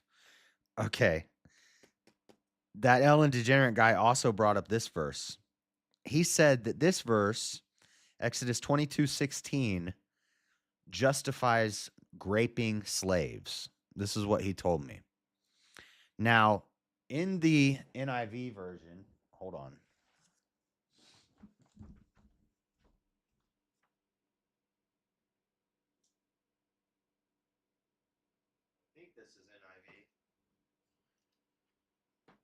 I think this is NIV. I'm not sure. Pretty sure this is an NIV. Missionary edition. Is this NIV? I might have to pull it up on the computer because I'm not sure if this is an NIV.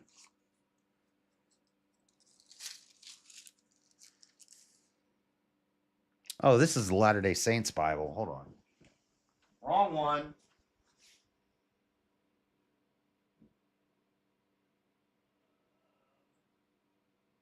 Thought I had an NIV. I don't know where it went. Huh. I'll have to pull it up on the computer. I thought that was. I have like 6 different Bibles. I thought that was an NIV. I don't know where my NIV is. I don't know. I have an ESV. I didn't even know I had that. I thought that was an NIV. But that's a LDS Bible. I think the Mormons gave me that. That means I have. Anyway, I'm going to show you why the NIV is a bad translation real quick. So 22:16.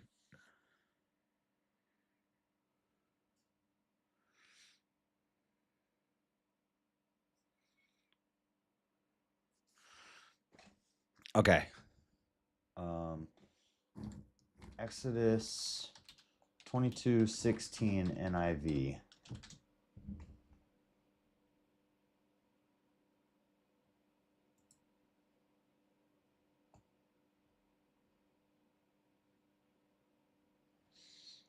Maybe this isn't the verse.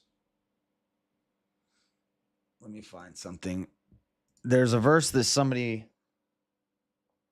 No, that's in Deuteronomy.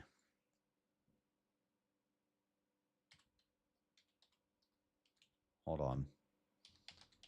I had a guy debate me.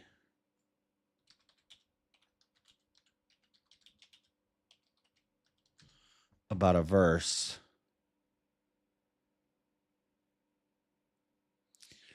And there's one verse. No, this is not what I'm looking for. I think it's in Deuteronomy, actually.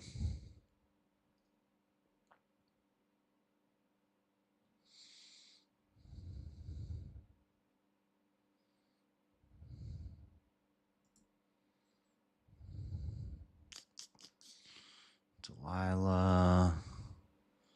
Numbers 31. No.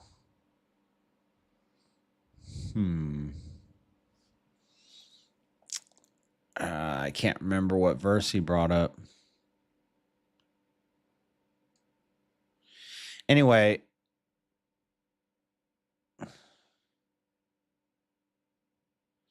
See, all these, it's not pulling me.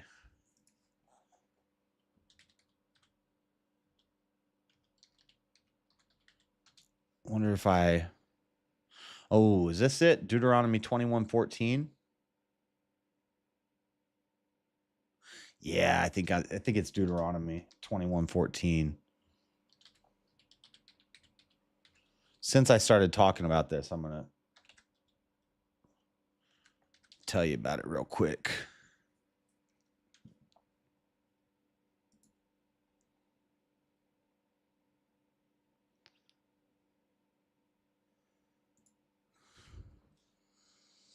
Deuteronomy 21.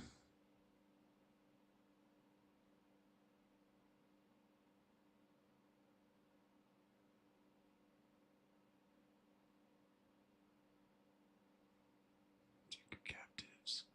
Notice among the captives beautiful women and are attracted to her. You may take her as your wife. Bring her into your home and shave her head, trim her nails, and put aside her clothes. Capture, she has lived in your house and mourned her father among her. Then you may go to her and be her husband, and she shall be your wife. If you are pleased with her, let her go wherever she wishes. You must not sell her or treat her as a slave, since you have dishonored her.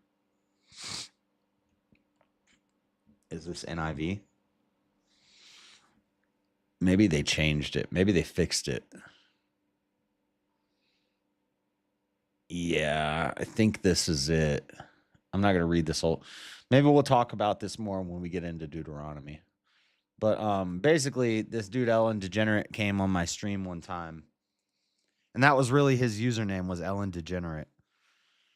He came on my stream and he said, "There's a verse in Deuteronomy that says that if you grape a slave, that you're supposed to marry her."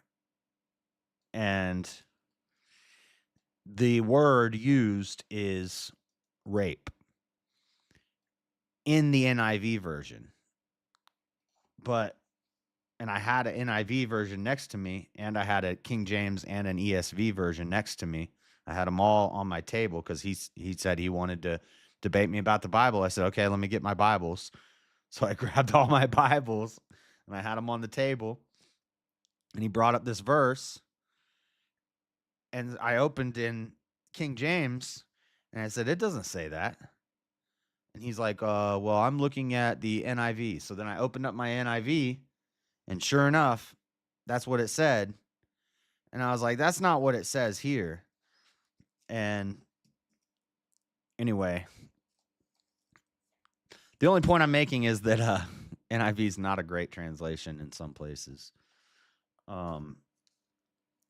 Because what it's saying is what this verse is saying. If a man entice a maid that is not betrothed and lie with her, he shall surely endow her to be his wife. This is not about grape. The verse in Deuteronomy, is not about grape. It's about sleeping with virgins out of wedlock. It's about, if someone's a virgin, well, really, you shouldn't be having sex out of wedlock, period. But if you have sex with a virgin, you have to marry her. That's all it's saying. And they try to twist it into saying, oh, you're allowed to grape slaves, and as long as you marry them, it's okay. No, it's saying he says if he entices her, if a man entices a maid that is not betrothed, so she's not married, and he lies with her, he shall surely endow her to be his wife. So this one doesn't even mention virgin, but in Deuteronomy, it specifically is talking about a virgin. But it's saying don't have sex out of wedlock. If you have sex with a woman, you marry her. If her father utterly refused to give her unto him, he shall pay money according to the dowry of virgins. So if the dad says, no, you're not marrying her, then you got to pay, because you shouldn't be having sex out of wedlock. That's the point of that. Thou shalt not suffer a witch to live. I love that one. Let's go. Hold on. I got to highlight some of these because these are topics that get brought up a lot. Okay. This one,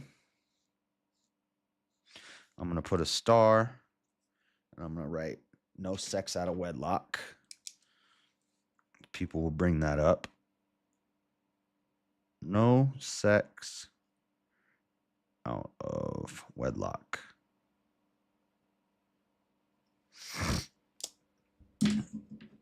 Fascinating passage from the book of Dean.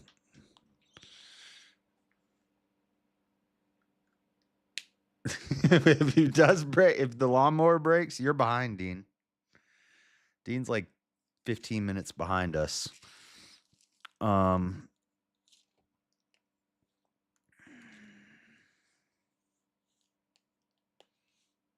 Treatment of servants, chapter 21.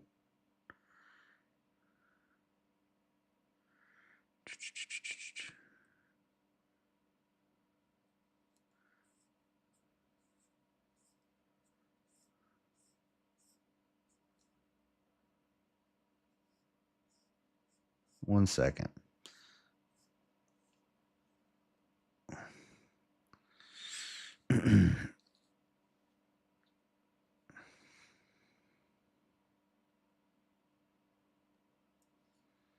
Because these verses get brought up a lot in debates and stuff with atheists.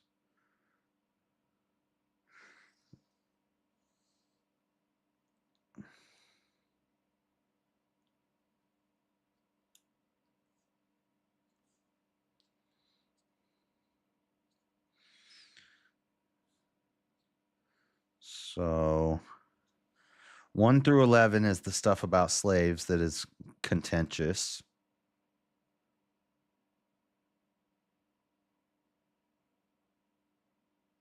And then the other one is 18.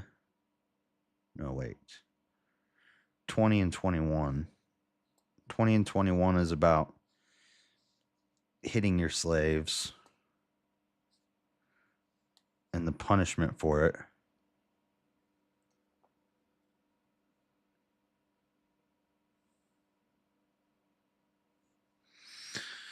Okay.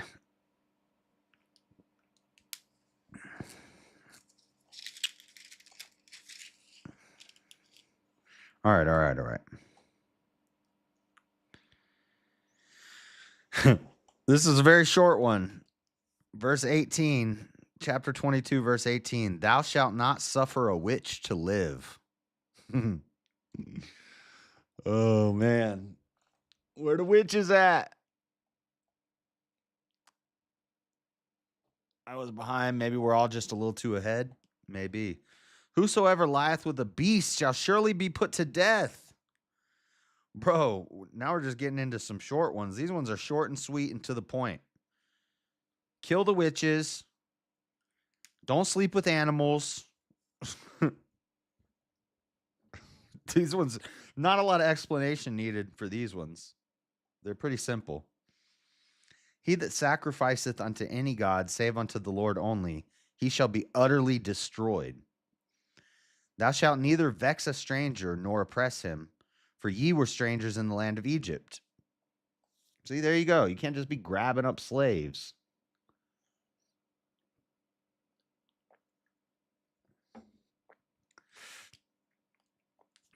Now, doesn't mean you can't deport them.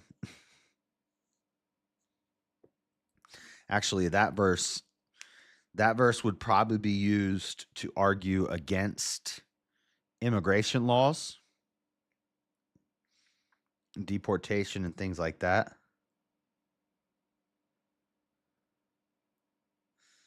I shall neither vex a stranger nor oppress him, for ye were strangers in the land of Egypt. But the difference is, this is before they had laws about borders. So you were allowed to just walk into a new land. They didn't have border laws and things like that. So the way you would justify this, if somebody brings this up and says, why do you support, immigration laws and deporting illegal immigrants and things like this? Because we don't have an open border. We have laws that say you can't do that. In the same way, Israel will have laws soon, and they'll build walls, and there will be walls built, and they'll tear walls down. There's a time and a place for everything. Ye shall not afflict any widow or fatherless child. If thou afflict them in any wise, and they cry at all unto me, I will surely hear their cry, and my wrath shall wax hot, and I will kill you with the sword, and your wives shall be widows, and your children fatherless. Dang. So be nice to the widows and um the fatherless children. If thou lend money to any of my people that is poor by thee, thou shalt not be hid, thou shalt not be to him as a usurer, neither shalt thou lay upon him usury. Some of these a certain group of people that really likes to read the Torah seems to have skipped over that verse. You know, time to end the Fed. Getting a little controversial here. It's like they haven't been reading their own book. If thou at all take thy neighbor's raiment to pledge, thou shalt deliver it unto him that the sun goeth down. For that is his covering only. It is his raiment for his skin. Wherein shall he sleep? And it shall come to pass when he crieth unto me that I will hear, for I am gracious. Yeah, Coper. Yeah. The Jays. It's almost like they don't read their own book. It says right there, don't do usury. Don't lend money to poor people. And don't use them for their debt.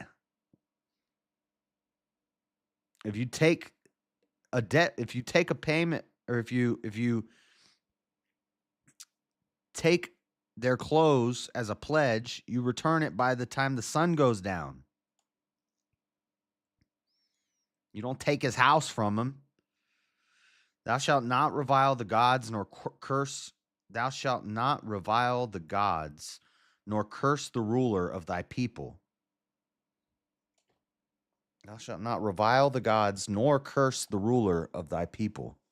Don't curse your rulers. They are appointed. We get what we deserve. The Goldbergs. Don't offer high interest rates. We just want to go fishing. Facts, dude.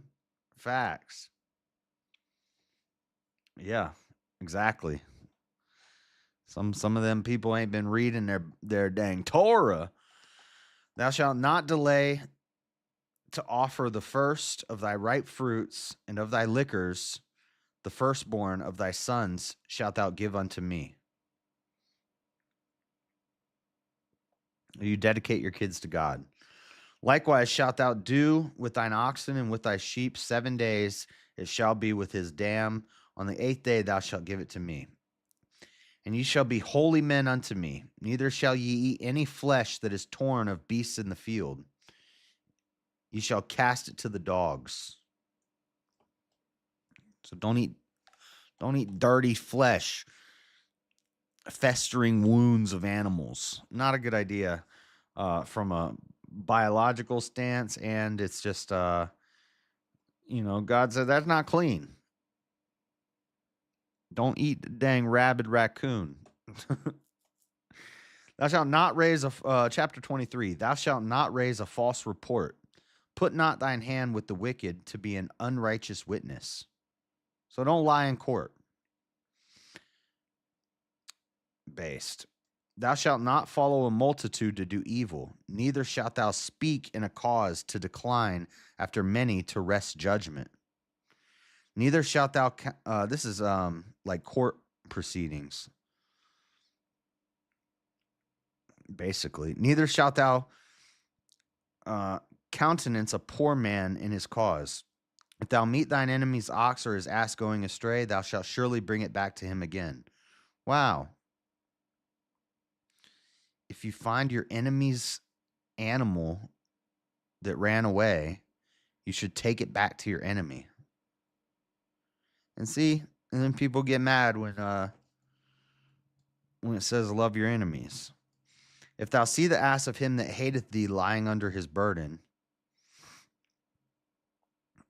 and wouldest forbear to help him, thou shalt surely help with him. See, this is love your enemies in Exodus. Thou shalt not wrest the judgment of thy poor in his cause. Thou shalt not wrest the judgment of the poor in his cause. 3. or suborn. Thou shalt not wrest the judgment, suborn. That doesn't help me. I don't know what suborn means. Exodus 23:6. I think it means don't make fun of poor people.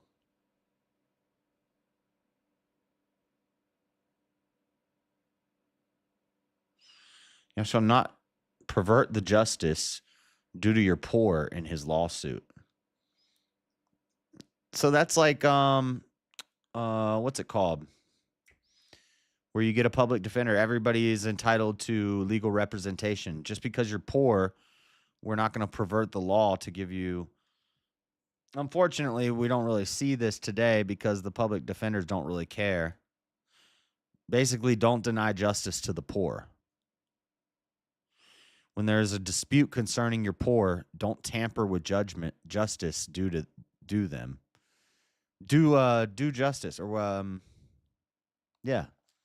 See, all of our laws and like our court proceedings come straight from here. This is why we have public defenders. Because if you're indigent, if you're poor, you still should be able to have a proper court proceeding. He gives commandments to you, love your enemies, and also gives you instructions on how to deal with your enemies in a just manner. Yep. Thou shalt not wrest the judgment of thy poor in his cause. Okay. Keep thee far from a false matter, and the innocent and righteous slay thou not, for I will not justify the wicked. Hold on, I want to highlight that one. These last two. I like that. Thou shalt not wrest the judgment of thy poor in his cause. That's where we get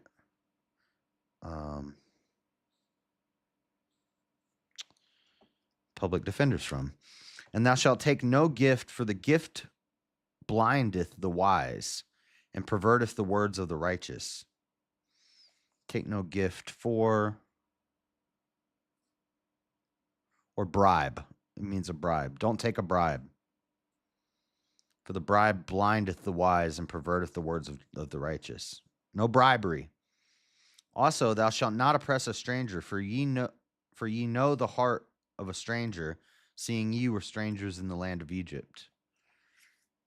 Let me look at something. Exodus 23:9.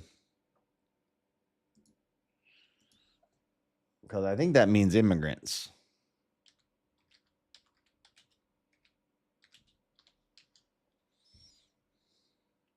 Foreigner, stranger.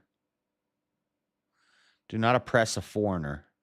You yourself know how it feels to be foreigners because you were foreigners in Egypt. Now, would deporting someone back to their country because you have laws and borders be oppressing a foreigner? I think not. You know what I think is oppressing a foreigner? Making them work in orange fields for low wages. I think that's oppression. See, Democrats support oppressing foreigners. I just support sending them home. You don't got to go home, but you got to get the heck up out of here. I don't want to oppress you, but you can't be here. That's fine. I'm sure some liberal Christians would be like, oh, see, that means we just need to let them all flood across the border. Where we get the amendment not allowing excessive bail.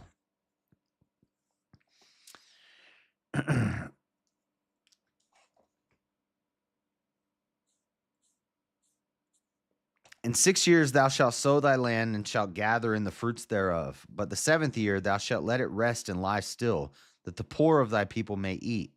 And what they leave, the beasts of the field shall eat. In thy manner thou shalt deal with thy vineyard and with thy olive yard. 6 days thou shalt do thy work, and on the 7th day thou shalt rest, that thine ox and thine ass may rest, and the son of thy handmaiden and the strangers may be refreshed. And in all things that I have said unto you, be circumspect, and make no mention of the name of other gods, neither let it be heard out of thy mouth. 3 times thou shalt keep a feast unto me in the year. And I highlighted this before because this is when I talk about Christmas, Easter, and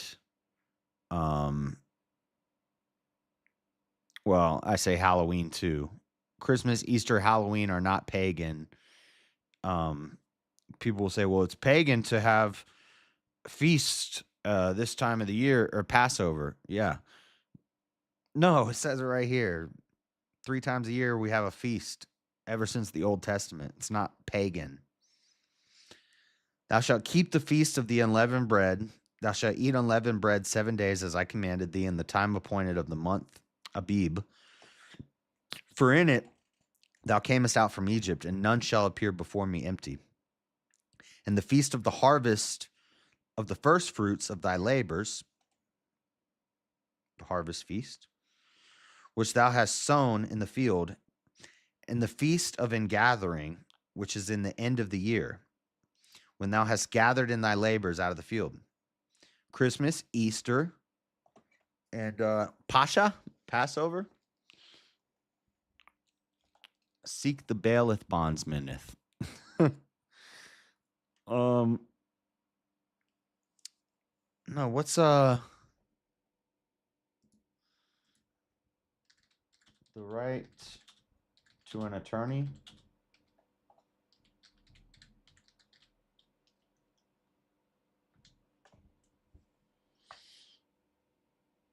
The right to an attorney. Right to an attorney is the right.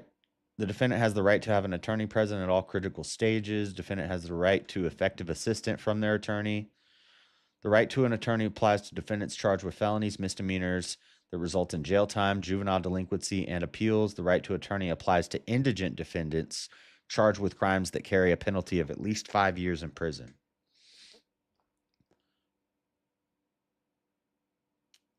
Even if it's less, you still have the right to an attorney. It's the Fifth Amendment.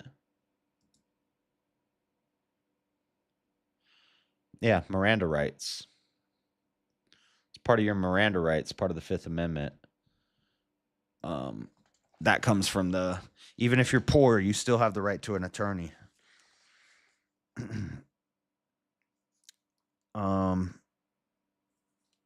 Okay. 3 times in the year, all thy males shall appear before the Lord God. Thou shalt not offer the blood of my sacrifices with leavened bread, neither shall the fat of my sacrifice remain until the morning. Oh, I think I break that every Thanksgiving and Christmas. I always have leftovers. Not supposed to have leftovers, y'all. After the feast of the first fruits, not supposed to have leftovers. I break that commandment every year. I always have leftovers. I make a dang feast for one person and it lasts me a month. The first of the first fruits of I still have pumpkin seeds from my pumpkin that I haven't, they're dried out on my counter and I still haven't cooked them up yet. There's a big issue with that these days because the attorneys they provide are in bed with the state. It used to be different. Yeah. Yeah, and also they're public defenders, so they don't care. They'll just take the first offer that's offered. Whereas the paid attorney, and it's not even about knowledge of the law or being like a good attorney. It's about wheeling and dealing with the high ups. So the attorney, when you're paying for an expensive attorney, all that is they have a closer relationship with the judge and with the prosecutor. So they go to lunch and they say, you owe me a favor. Remember that time I did that thing? Why don't you hook it up and I'll take you out to a nice dinner tonight? And it's like sales. They just wheel and deal with the clients and it's a mess. It's crooked. They force plea deals all the time instead of actually representing their case. Yeah, that's what public defenders do. They need to pull out their Bible. They need to get that dang Bible out. Verse 20, behold, I will send an angel before thee to keep thee in the way and to bring thee into the place which I have prepared. Beware of him and obey his voice. Provoke him not, for he will not pardon your transgressions, for my name is in him. But and that's a lowercase h, so I know some people would probably argue that that's the angel of the Lord. Some people would argue that that's Jesus. It's lowercase h. But if thou shalt indeed obey his voice and do all that I speak, then I will be an enemy unto thine enemies based, and an adversary unto thine adversaries. Hold on. Before I send an angel before thee to keep thee in the way and to bring thee into the place which I have prepared, beware of him and obey his voice. Provoke him not, for he will not pardon your transgressions, for my name is in him. But if thou shalt indeed obey his voice and do all that I speak, then I will be an enemy unto thine enemies and an adversary unto thine adversary. For mine angel shall go before thee and bring thee in unto the Amorites and the Hittites and the Perizzites and the Canaanites and the Hivites and the Jebusites, and I will cut them off. Thou shalt not bow down to their gods, nor serve them, nor do after their works, but thou shalt utterly overthrow them and quiet break down their images. Based. And ye shall serve the Lord your God, and he shall bless thy bread and thy water, and I will take sickness away from the midst of thee. There shall nothing cast their young, nor be barren in thy land. The number of those of thy days I will fulfill. I will send my fear before thee, and will destroy all the people to whom thou shalt come, and I will make all thine enemies turn their backs unto thee. And I will send hornets before thee, which shall drive out the Hivite, the Canaanite, and the Hittite from before thee. I will not drive them out from before thee in 1 year, lest the land become desolate, and the beasts of the field multiply against thee. By little and little I will drive them out from before thee, until thou be increased and inherit the land. And I will set thy bounds from the Red Sea even unto the sea of the Philistines, and from the desert unto the river, for I will deliver the inhabitants of the land into your hand, and thou shalt drive them out before thee. Thou shalt make no covenant with them, nor with their gods. They shall not dwell in thy land, lest they make thee sins against me. For if thou serve their gods, it will surely be a snare unto thee. We're going to do one more verse, or one more chapter, and then we're going to get into the Ark of the Covenant tomorrow. Since I took a day off, and these are big chapters, and I'm really working my way slowly through Exodus, because there's a lot of I knew when I got to like Exodus 21 and these laws and the 10 Commandments, I was going to slow down, because we've been moving quickly through this. There's been a lot of narrative stuff, and it's been exciting, like stories and stuff. So we've just been moving quickly through it. Now we're getting to parts where I really want to slow down, and I want to like break it down. There's going to be some parts of the Bible we're going to just move quickly through it. Some parts we're really going to slow down, especially like prophecy, like with Isaiah, Jeremiah. Once we get to like Psalms and Proverbs, though, I'm just going to go through it. Or like stories like Job and other things like that. We'll just be able to quickly go through them. And then once we get to the New Testament, I don't know. Might speed up a lot at the New Testament. It might slow down, because I know the New Testament a lot better. I got certifications to teach the New Testament, but I'm not a teacher, so don't worry about that. I'm just a dude. Oh boy. One more chapter. Let's do chapter 24. Moses and the 70 elders. And he said unto Moses, Come up unto the Lord, thou and Aaron, Nabad, and Abihu, and 70 of the elders of Israel, and worship ye afar off. And Moses alone shall come near the Lord, but they shall not come nigh, neither shall the people go up with him. And Moses came and told the people all the words of the Lord, and all the judgments, and all the people answered with one voice and said, All the words which the Lord hath said will we do. And Moses wrote all the words of the Lord, and rose up early in the morning, and builded an altar under the hill, and 12 pillars, according to the 12 tribes of Israel. And he sent young men of the children of Israel, which offered burnt offerings and sacrificed peace offerings of oxen unto the Lord. And Moses took half of the blood and put it in basins, and half of the blood he sprinkled on the altar. And he took the book of the covenant and read in the audience of the people, and they said, "All that the Lord hath said will we do, and be obedient." And Moses took the blood and sprinkled it on the people, and said, "Behold, the blood of the covenant which the Lord hath made with you concerning all these words." Then went up Moses and Aaron, Nabab and Abihu, and 70 of the elders of Israel, and they saw the God of Israel. And there was under his feet, as it were, a paved work of a sapphire stone, and as it were, the body of heaven in its clearness. And upon the nobles of the children of Israel he laid not his hand. Also they saw God, and did eat and drink. And the Lord said unto Moses, "Come up to me into the mount, and be there, and I will give thee tables of stone, and a law, and commandments which I have written, that thou mayest teach them." And Moses rose up, and his minister Joshua, and Moses went up into the mount of God. And he said unto the elders, tarry ye here for us,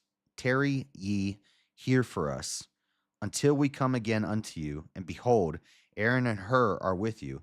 If any man have any matters to do, let him come unto them. And Moses went up into the mount, and a cloud covered the mount. And the glory of the Lord abode upon the mount Sinai.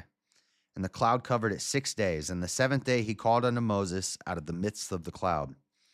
And the sight of the glory of the Lord was like devouring fire on the top of the mount in the eyes of the children of Israel.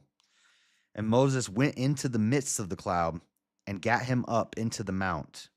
And Moses was in the mount 40 days and 40 nights. 40 days and 40 nights. Isn't that how long Jesus goes into the wilderness also? Okay.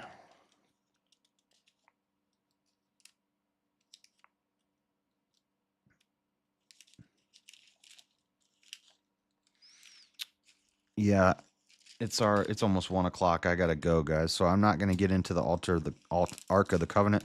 Tomorrow we will cover the Ark of the Covenant and the adornment of the tabernacle, the garments. So this is how they're gonna decorate the tabernacle, what the priests are gonna wear, how the priests get consecrated. This is laws for the synagogues or the church or the temples that we're gonna get into next. And then pretty soon, when do we get into the golden calf and the Tower of Babel?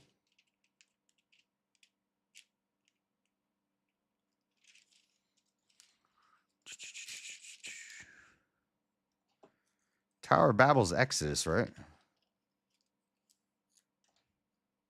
Maybe not. Huh. Did we already do this? We already did the Tower of Babel. What am I talking about? That's in Genesis. What am I thinking about? Why was I thinking the Tower of Babel was coming up? I'm getting confused. Yeah, we've already done that. That's in Genesis. We're getting close because it's after all these commandments. No, Tower of Babel already happened in Genesis. We already read that.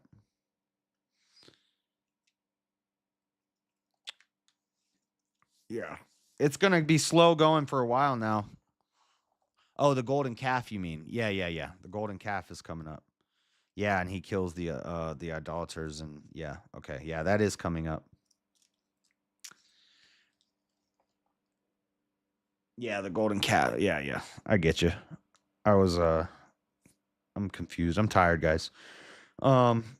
Chapter 25 tomorrow. At least 25 through 30. At least 5 chapters every time we do this. Hopefully more. Oh yeah, Valentine's Day is tomorrow. Everyone have a nice Valentine's Day if you celebrate that. Yeah, I don't have a Valentine. Amanda, you want to be my Valentine? You want to be my internet Valentine? You're my first mod. Does that make me a simp? You can be my mod internet Valentine, which pretty much means nothing. Yo, Chris. It doesn't mean anything. Nice. I love you. Happy Valentine's Day. I'm single, so I hate all the Valentine's Day couples. Yeah. Yeah, I did. I totally forgot it was a thing. The only reason I even know about it is because I see in some places I see the dang Valentine's Day stuff everywhere. Dang teddy bears and hearts and you know Saint Valentine Valentine's Day is a Christian holiday. I talked about this. We had a Valentine's Day land on a Monday like a year or two ago. I talked about it on the Dreaded Conservative show. St. Valentine's Day got locked up in prison for something, and he cured his jailer's daughter of blindness. Like the prison guard was treating him like crap. St. Valentine's Day, St. Valentine, while he was in prison, his jailer was treating him like crap. But what he did, the jailer's daughter went blind, and St. Valentine cured her of her blindness, even though he was treating him. And then after that, when he saw that, he was like, wow, this dude's really the real deal. This is a good guy right here. And that's one of the miracles he did to become a saint. I think that's a true story. Could be something I definitely covered it and did the research. I just can't remember it all right now. But I bought salmon. I bought salmon to make at least, so I'll have a nice dinner alone. Nice. Valentine's schmalentines. I wish I had a Valentine's salmon. All right, guys. Let's see if there's somebody to raid. I gotta get some sleep. I haven't been watching any of the new movies lately. There's some pretty good movies out. New Captain America. I want to see that Mel Gibson movie with Mark Wahlberg in it. I forget what it's called. Flight Risk, something like that. Flight something. And then there's a movie with Woody Harrelson called like Last Breath or Don't Breathe, or it's like a snorkel movie. What's my light doing? I need a new light bulb. Joel Friday. I don't know what he talking about. I don't know what Joel Friday talking about. I'll send you over to AC. I don't know what he's watching, but just go say hi. I wish somebody like Chris or James would be streaming when I'm done with my daytime stream so I could send you to. Oh, Chris, you see what happened? I'll talk to you about it Friday.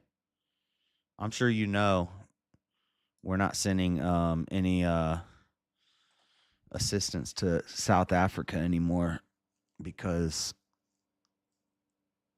Trump's not happy about what is going on over there. And then we offered refugee status to South African people of a certain nationality, and they denied it. They're like, we don't want it. We don't want your refugee status. And I was like, that's kind of based. But I bet you Chris is like, dang, I would have taken that refugee status. What the?